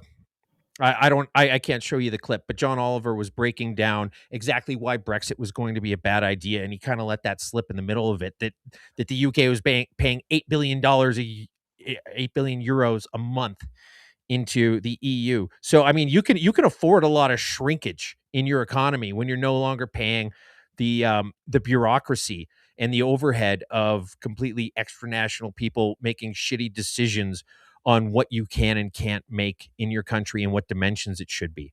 I can't speak to that because I don't know if what you're saying is correct. That's fair. I'd have to look at more of that to see whether that's true or not. Not saying you're lying, not saying you're wrong, saying I don't know. So I'm not going to argue whether you're right or wrong. That's okay. What I'm going to point out is that just assume that the number isn't zero. Sure. I would point out that to Toom's estimates with Alberta, we would have a 5% increase in the cost of importing or exporting from Alberta, which would happen if we have borders with tariffs and trade negotiations that we don't have to deal with right now. Because remember, if we do deal with we absolutely have interprovincial trade barriers. Sure, but not in a way where Alberta and with BC and Saskatchewan are directly tariffing us. They're not directly doing that. The barriers a lot of times are also directly caused by Alberta's own government. Look at how Alberta's treating BC's wine. No, I'm talking about Canada in general. I mean, look at the Supreme Court case in New Brunswick about transporting alcohol across provincial lines. Like there's all kinds of stuff. Like, have you ever noticed why when you buy a case of beer, they always want to give you the receipt, and if you get pulled over, you need to be able to produce that receipt? It's not to show that you're sober or that you bought it recently. It's to demonstrate the fact that that case of beer sitting on the floor next to you has not crossed interprovincial lines in the time between when you got it and when you're being pulled over. I don't know what you're talking about with that. I was a heavy drinker for the last 5 to 7 years. Okay, well, you might have missed it then. And I bought cases and cases and cases of beer and bottles of alcohol. I never took the receipt. And I went to multiple liquor stores because I didn't like people recognizing me. So Did you travel outside of Alberta? I have, yes. I literally went and brought beer from BC to Alberta. Don't admit that on the internet, dude. Sorry? Don't admit that on the internet. No, it's fine. It's all legal. It doesn't. It isn't. That's the point. But the thing is, you're saying it, but I don't have any proof of that. Again, people buy things from other provinces and bring it back all the time. Food, fruit, other stuff. I've never heard of people saying, "Well, you have to keep your receipts in case if the border police between Alberta and BC here in Lloydminster, which is a border city." Sure. Right? Half Sask, half Alberta. Sure. There's tons of stories where you can't sell certain products on the opposite side of the border, right? If you have to build locations on both sides in order to sell it. But how much of that has to do with the fact that they have different tax and other pre-built? No, that's interprovincial trade disputes. Sure, right? Fair enough. I don't know enough about that to argue with that, but I'll point out that, again, I have family in BC. I buy things from BC all the time. Sure. I have never been pulled over by anyone in Alberta saying, hey, make sure all the stuff you bought was from Alberta. I've bought stuff from Whitehorse. I've flown on a plane to Whitehorse. I bought marijuana in Whitehorse, flew it back across from a territory into Alberta, didn't have a receipt, didn't have to tell anyone. It was cool because we don't have to worry about that. But when you have your own independent country, you have new rules, you have new tariff issues. You have to be able to source and say, hey, I bought this here, I bought this there. My family we bought liquor from the US a couple of years ago. I'd say 2017, 2018. We bought a bunch of liquor from the US. We were going to bring it up to Canada, and Canada said, well, you have to stay for 2 days in the US before you're allowed to bring it back. And so we said, screw it. We returned it because we didn't want to wait that long. So those kind of things would happen that we don't have to deal with right now. In RV Como 2018, the Court of Canada unanimously ruled that New Brunswick could constitutionally restrict residents from bringing in large quantities of cheaper alcohol from Quebec. The 2018 decision upheld provincial state-run liquor monopolies, ruling that Section 121 of the Constitution Act does not prohibit laws designed for, among other things, public health or managing alcohol sales. Sure. So you agree that the province has the right to set its own rules and laws that restrict things that affect other provinces. I'm saying that the Supreme Court has decided that. I'm not saying I agree with it. Well, no, the Supreme Court has simply said what we all know, which is that provinces do have the right to make rules and laws that govern. They do not have the right to restrict interprovincial trade. Is that what the law said, or did you not just say that in the Supreme Court decision that the New Brunswick was allowed to set rules so people couldn't buy cheaper liquor from Quebec? I'm saying that the Supreme Court decision was crap. What did it say? Provinces cannot impose direct tariffs on goods crossing interprovincial borders, as this is prohibited by the Constitution Act of 1867. However, they often restrict trade through indirect non-tariff barriers such as differing regulations, licensing, alcohol policies, and professional certification requirements. So basically, it's skirting it's following the letter of the law, but not the intention of the law. The point is that we're supposed to be able to trade interprovincially, Mhm. but Sure. there are barriers set up to restrict that. Now you could look at just Quebec with all of the language laws and how many implicit barriers that imposes, right? Sure. How much more would that be if we were actual separate countries? We're Speculation. acknowledging. So look, the point is, I guess where I'm going with this, and kind of the point I've been making is that Alberta is getting the short end of this stick in Confederation. We're not being treated equally. We're not being treated fairly. And in fact, I would argue that we have been denigrated despite our over contribution to Confederation, and that it's kind of at the point where we just don't care anymore and we're tired of everybody being dicks.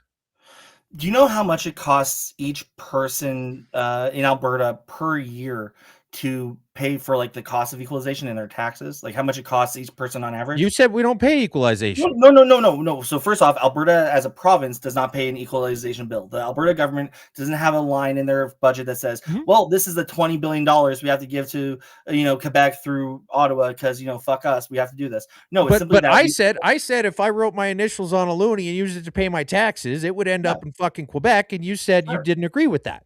But no, no, but it's the same way where if I pay my provincial taxes, my tax money, if I write a money on a dollar on a loonie Yeah. and I pay it to Alberta, they Yeah. could spend that in Fort McMurray and Yep. Lacrete. They could use that to build Yes. a bunch Yep. of other things. I'm with you. So I mean, it doesn't really the argument doesn't make sense. When you're complaining that the program is doing what it's supposed to do, which is we don't pay That's any. exactly what I'm saying. Is No, no, it's but, doing what it's supposed to do, and I don't like the way it's set up. but you don't like what? But so you're saying that you wouldn't want the same thing to happen in Alberta. You wouldn't want us to No, be able to pay. I told you at the start that I think that the money should stay locally, and that there might be a few isolated incidences that you'd have to make individual cases for where How it does would be money stay something locally? different. How does money stay locally? If a guy Well, in you Fort because your property taxes, half of it wouldn't go to the provincial government. All of your property taxes would stay municipally. Sure, okay, but then you're still dealing with the fact that people spend money in other places. People take the money that, yeah, they're spending their taxes municipally, but they still put money in other places. People who come from Fort McMurray to Edmonton to vacation, see family, do whatever, they're putting money in here. That still goes to the municipal government. It pays for GST or local taxes.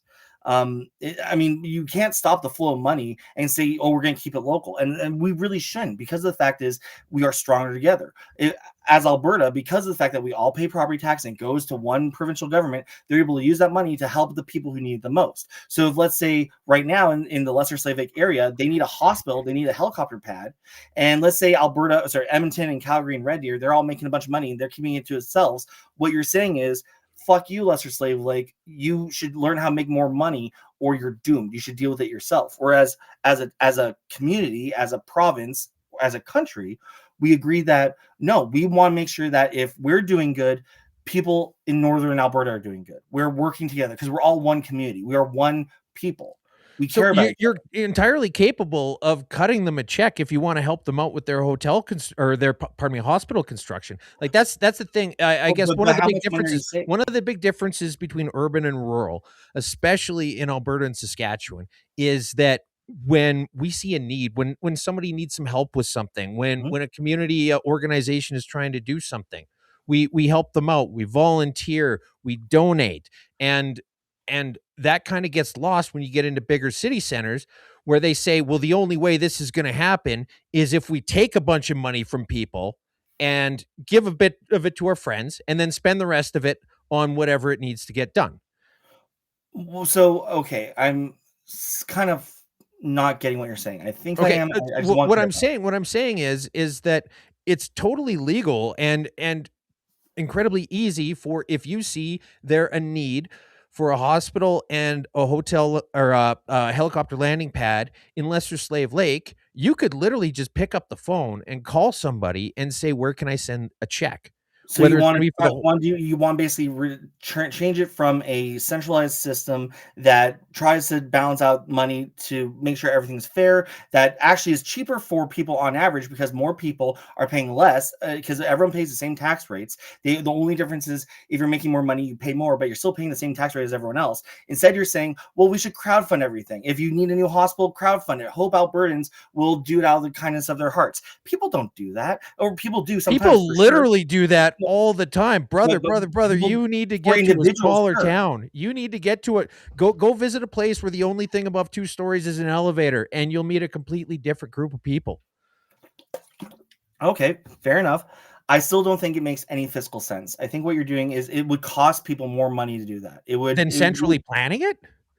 Yeah, I mean, there's absolutely. kind of this big country in the top of Asia that tried that for a while, and it didn't really go very well, my friend. Well, but okay. That's not central. We're talking that's very literally central planning. No. But you're using you said central planning. Sorry, you said central planning. I agreed with it because I was using it as a colloquial term. They're not remotely the same thing. Having a government that takes property tax and other taxes, a small amount of the money you earn, and then uses it to disperse around the population is different than a country that literally goes and says, you must buy this, you must spend this, you must do this. We're going to control every way you live, act, and breathe. That's not what Alberta does. It's not what Canada does. It's not remotely comparable. And I'm not going to make that comparison. Totally what we do. We do that with everything. We do that with healthcare. We do that with so many different things. No, we consolidate, we organize, we agree that as a group, and there's we pay less. There's one unit in the middle that does the management of it, the planning, if you will. Yeah, and they're in the center. And they're in the center. The elected representatives, the people that we send, they're the ones who do that. Not in China. In China, their elections are all bullshit. You can't vote for different parties. You can't organize and throw oust. Like, you can't have a Jason Kenney get ousted out in China. It doesn't happen. In Alberta, in Canada, it does. In Alberta and Canada, you're able to send your representatives to Ottawa, to Edmonton, and have them fight for your concerns of your individual riding and area. Which it sounds like you would still agree with having in a post separate Alberta, in an independent Alberta. So you would still need an independent a central group to plan things, like spending money on the military, but it's not central planning. Trade. No. But okay, so I can look up right now the definition of central planning. I'm not going to use that term. I'm making the point that when we say central planning in China's context, we're talking about a country that literally tells companies what they have to do, what they have to spend, a bunch of other stuff. They're very specific on controlling everything. Whereas in Alberta and Canada, it doesn't have that. There's rules and regulations, but countries are free to invest, not invest. They're able to hire, not hire. They're able to spend money, move, do a bunch of things that they want to do on their own. We wouldn't. Going back, I think my concern is we've been going a lot about what's wrong with Canada, what issues with Alberta, but we should really talk about why separatism just isn't a good idea. We should point out that separatism would massively grow the public service sector in Alberta. You want a smaller government? Good luck. If you separate from Canada, you have to literally replace everything that we have right now with Canada that we don't have to directly pay for. We pay for taxes, sure, but at the end of the day, we're not. That's a burden shared by 40 million Canadians compared to 5 million Canadians, probably less, because we've found out that according to, I think it was Angus Reid, at least half of Albertans would be willing to leave the province. So you'd lose half your workforce. And so you'd be consolidating all the risks and all the money that you'd have to spend to replace everything. A central bank, currency, military, borders, diplomats, trade. We wouldn't have to pay for a navy anymore. Sure, because you wouldn't be able to have a navy because you'd be landlocked everywhere, so you wouldn't be able to have. I'm saying we're finding savings already, my friend. But you're not really saving anything. We are. We don't need submarines. You'd be spending 30 to 50 billion extra dollars just to replace everything that we're already dealing with Canada. We don't have to replace the battleships. Sure, but you're looking at one thing: ships. No one cares about ships. We're talking about, and I don't even know how much of the budget that affects us. We're talking about the main things: a central bank, an army, a diplomatic corps. You would have to hire more people to work in all these different offices. You would massively grow the federal Alberta government. It wouldn't be this tiny government that just stays out of its way. You would have a massively larger government costing way more money that Albertans would have to pay way more than they do right now, because they would be the only ones to shoulder the burden. It wouldn't be spread out across 40 million people. It'd be spread around like 2 million people, 3 million people at best. So you'd be spending, like, compare this. So in equalization, each Albertan every year spends about $650, like, of their taxes that they spend, $650 a year. It is the equalization cost per Albertan. Just if we were to switch everything, according to Trevor Tomb, we'd be looking at right here. Let's see. For an economy expected to reach 500 billion next year, the 4% that we would lose from our economy shrinking would cost every Albertan almost $4,000 a year, and that's on the lower end. On the higher end, it would be more. So what you're saying, separatism would cost Albertans more money. It would massively grow the government. It would massively affect us. And remember the fact that, do you know which are the 3 largest pipelines in Alberta? Which are the 3 largest pipelines in Alberta? Can I show a link? Yeah. So also, I apologize. I've been getting more animated. I apologize. That's okay. That's okay. No, I actually came in. Sean has to tell me pretty much every week to just chill down a little bit and stop yelling. So you're in good company. Get as excited Again, as you I hope want. I haven't come off as rude or anything. I do apologize. No. Not at all. I just need to see Oil and Sands magazine. Here we go. Okay, I'm gonna share. And also, I know we've been doing this for 2 hours. You can tell me when to stop whenever you want. I will get out of the way. I do apologize. And I have actually enjoyed this conversation very much. So sharing this over here. So the largest, it should be live now. Yeah. So the largest 3 pipelines all cut through Canada. You have the mainline pipeline from Enbridge, and this was back in 2022 here. So if you go back to the map here, the biggest pipeline cuts through 2 separate provinces that we'd have to deal with tariffs and trade on if we were a separate country. TMX, which is massively important to reducing our WTI WCS differential, that would also be a pipeline that would be subject to more tariffs and higher costs if we were a separate country. And then you also have, it's an assumption. It's not an assumption; it's a fact. Why would Canada not tariff an independent country that's trying to move product through its own land? Because we have a choke point on the rail lines. See, here's the thing. Here's the thing is we would be entirely within our power to just set up a toll booth where the rail line crosses the border up in the mountains, right? And so you're in a situation where it's a Mexican standoff. Right? But that's my point, is that we don't have to deal with that if we don't separate. If we do, then we do have to deal with that concept. We would have to deal with the fact that our 3 largest pipelines that ship the mass majority of our barrels of oil would be subject to costs. If we want to mess with the rail line, all they have to say is, well, good luck trying to sell your oil. And remember, Jeffrey Rath and Mitch Sylvester are promising that we can get rid of income tax and all these other taxes. To be clear, that was a contingency. That's in the last part of the paper that they wrote, and it's a contingency potential situation. It's not a contingency. Literally, Jeffrey Rath has explicitly said that if we were to separate from Canada, and I can pull up the tweet that he cites this, he says an independent Canada. Here, actually, I have it on my Discord here. I can also get out of the screen sharing if you like. Stop sharing. Just going back to his tweet here. 1 second. Here, let's do this. Sorry about this. More filters. Switch from link to image. While you guys are talking, or while you're finding it, let's go for another 8 minutes. At 2:15, we'll call it a finalized chat here. So maybe just bring up your last thing, and then maybe from there we'll go into final thoughts. Yep. That's more than fair. Absolutely. And again, I do appreciate you guys. And again, I apologize if I've gone loud. I really didn't want to get no apology necessary. Let me just switch over to the share thing again. Okay, so here's a screenshot of the tweet from our buddy here. He says, "What does Alberta independence look like? zero income tax, zero GST, zero carbon tax, pipelines without Ottawa's permission, highest GDP capita in the world, no more being treated like a resource colony. So and I don't know how familiar you are with the breakdown of Alberta's budget. I can tell you definitively off the top of my head that not all of that is correct. For example, the highest GDP per capita, you'd be looking at competing with places like Luxembourg or Monaco or shoot, what was that country that I was giving you hell for not mentioning last week? The Liechtenstein, right? Just off the top of my Singapore, for example, right? Sure. Yeah. So without even getting into the fact check, I'm with you that what he said is not entirely factually correct. It may not even be any factually correct. It also falls within what the Alberta Prosperity Project has said they're going to do.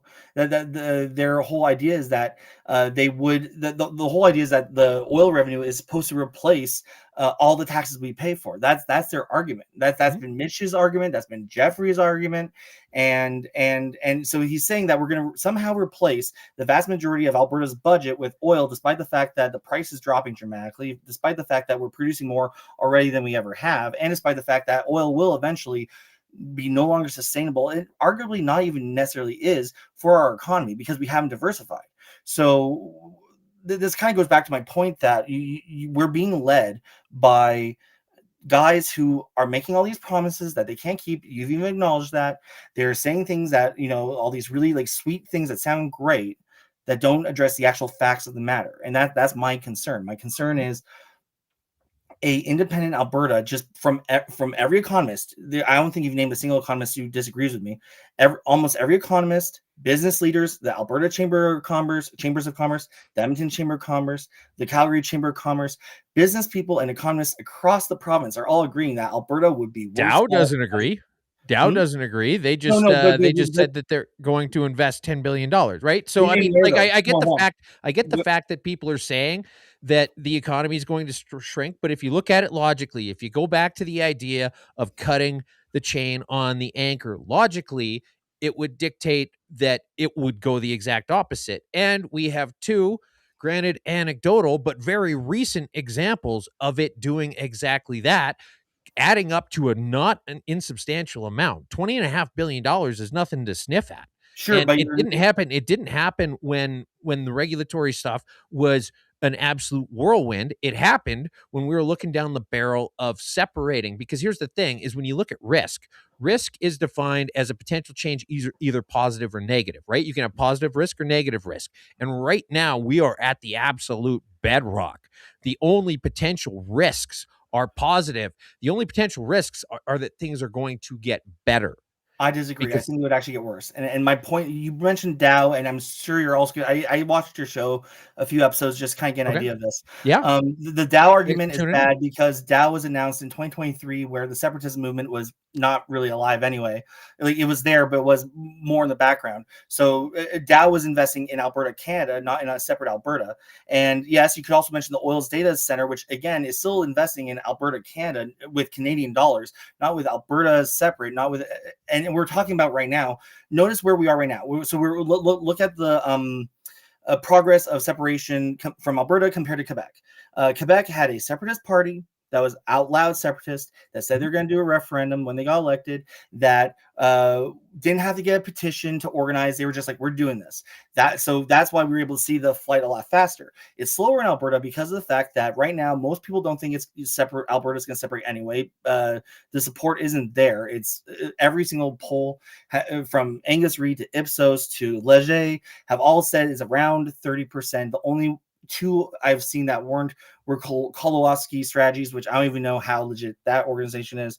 And then I think Leger did one poll back in like 2025 where there was, even though some people were saying that Albertans had 47% support, even Leger's own highlights say that no, Alberta support is, or independent support is 29%. So actually, that poll said 41%. To be clear, on their own highlights it says 29%, but that's okay. I've heard both. I'm not gonna make the argument because Leger has also come out with recent polling that still comes out around 30%. So like the Alberta independence movement isn't really growing. It's picking up, it's loud and it's picking up steam. And obviously you see crowds of people signing a petition, but we're talking about two different, an apple and an orange. a petition to consider separation that no one knows if it's going to pass? It probably will. We don't know though. It could fuck up. No offense. Guys who promise all these things, they may get things wrong. Who knows? I'm not going to make that argument. I'm just saying. This will be my last comments before my closing statement. Unless you want to ask me a question. Then you have to deal with the fact that with Alberta, we have a separation petition that we don't know if it's going to pass. If it does pass, that's when suddenly we're in referendum territory. Danielle Smith will have to plan a referendum, probably 2, because she has to deal with the Forever Canadian group, and we all know she doesn't have the spine to actually just say, yes, we're Canadian. We all of us, we're going to vote in the legislature, because that's one of the things that the Forever Canadian petition was arguing for, was that you could either go to a referendum to all of Alberta or the legislature. That's not at all what the filing document said. That was retroactive.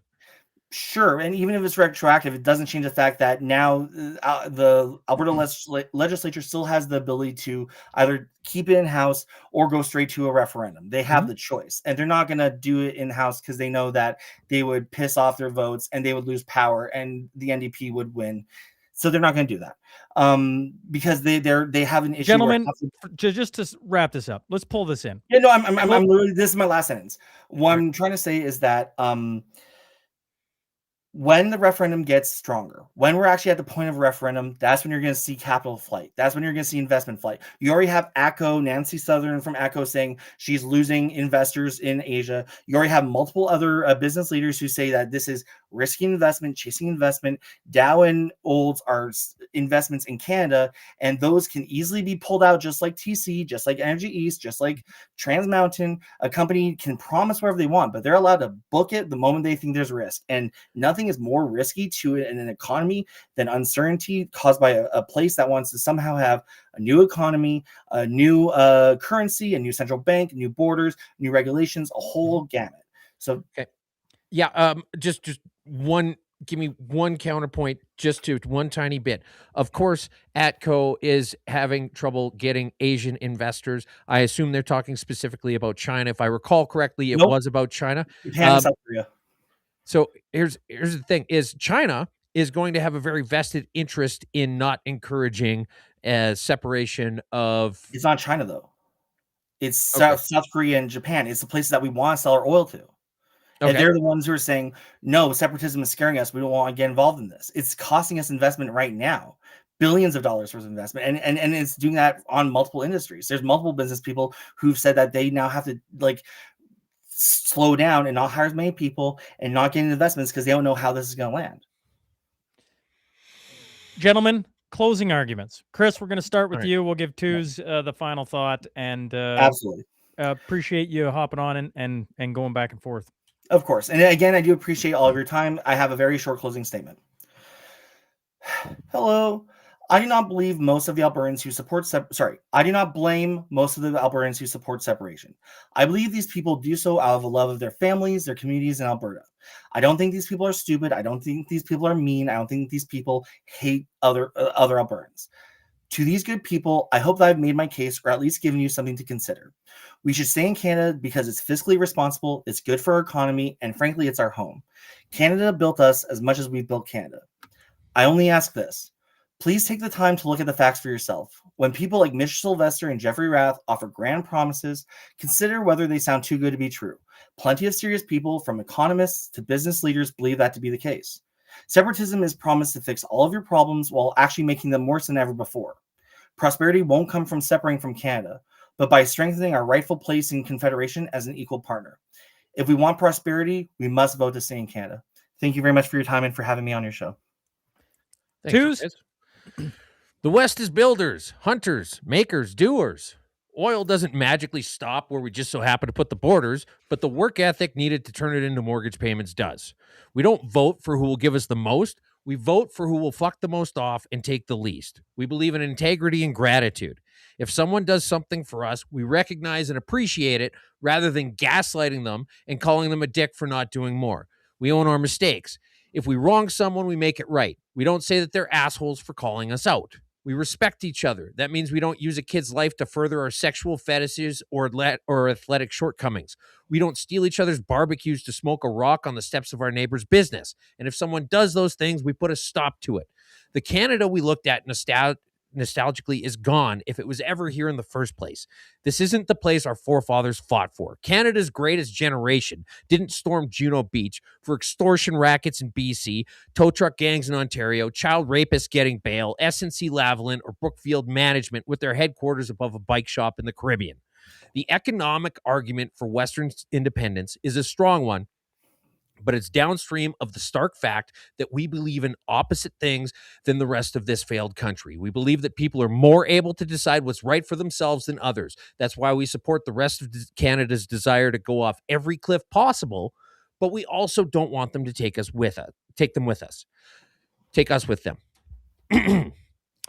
It's a far stronger argument than having a different language that only persists because of the alternatives that are suppressed by power-hungry overlords with soft hands and tight pants. Separation won't be a walk in the park, and once the process is over, it won't be a utopia.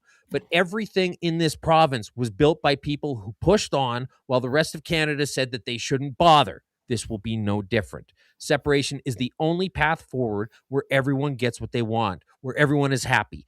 Canada reduces its greenhouse gas emissions. They no longer have a ragtag bunch of backwoods assholes with antiquated views on why government is not the solution and what a handshake means. Canada doesn't have to openly debate whether they should tolerate the presence of a fringe minority with unacceptable views, because now they're somewhere else. And the West gets the only thing it's ever really wanted: to be left alone. Gentlemen, I appreciate you both coming on and doing this. And I think Twos and I would agree, Chris. Appreciate you, doing what most wouldn't. Immensely appreciate it. And I deeply appreciate you having me on. And again, I hope that I didn't come off as offensive or mischaracterize your positions or say anything that would be unfair to you or to Sean or to the movement in general. My arguments aren't trying to shit on other Albertans, because at the end of the day, I care about Albertans. I am Albertan.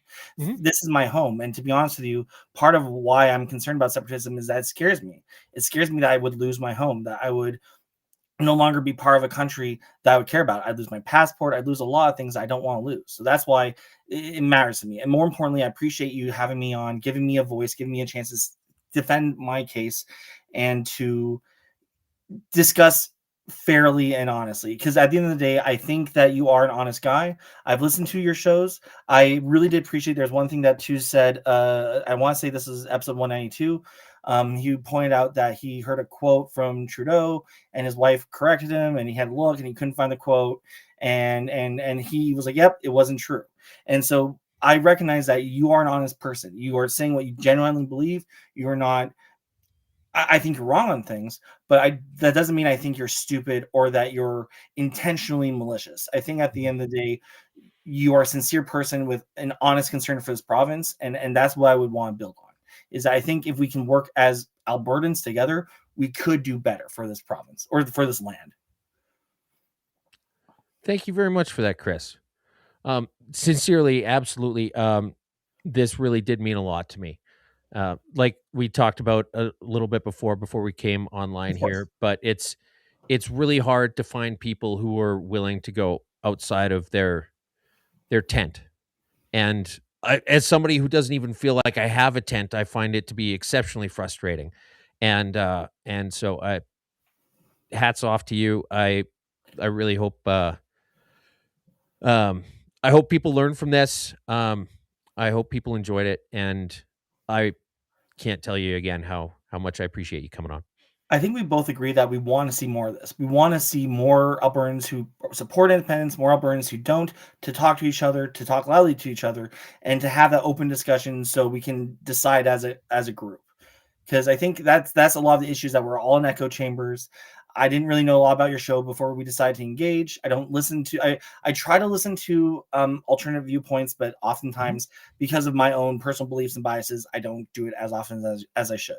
So I do appreciate this opportunity. Did you have any questions or concerns for me or any issues that not to jump more into discussion? I know we probably ran out of time. I know it's way long, but it's not running out of time. It's been good. I don't think there's questions. I think you and Twos both stated the same way. I respect you. I just disagree with you a lot, and that's what we've had for 2 hours and funny enough, too, 2 hours and 22 minutes and 22 seconds we just passed. Oh, we should have just cut it right there. We should have cut it right there. No, Chris, thank you so much for hopping on. Twos, as always, thanks for being here. And folks, the Mashup, we're here every Friday, 10 a.m. Mountain Standard Time. This has been a special edition, a debate on Alberta independence. Normally, we're breaking down the week's headlines. So we'll be back next week, 10 a.m. Mountain Standard Time. Twos, any final thoughts before I take this off? Just one. I know that we didn't get to any of the usual fun stuff, but I want everybody to know that there was a guy riding a unicycle in a crosswalk while juggling flaming sticks, and the cops stopped him from doing it. And I'm sorry that we didn't get a chance to get to that this week. Chris, thanks again. Twos, we'll catch everybody next week. Thank you. Have a great night.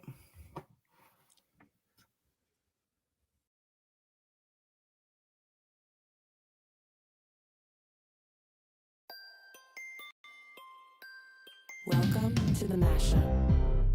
Tell me whether I'm wrong or right. East or west, up or down, side to side. I sit to stand and fall to fly. Of all of my impulsive plans, pop and lock and salsa dances on demand. I follow leading off the map and stop the chatter, scream happily. Welcome to the Mashup. Welcome to the mashup. Welcome to the mashup.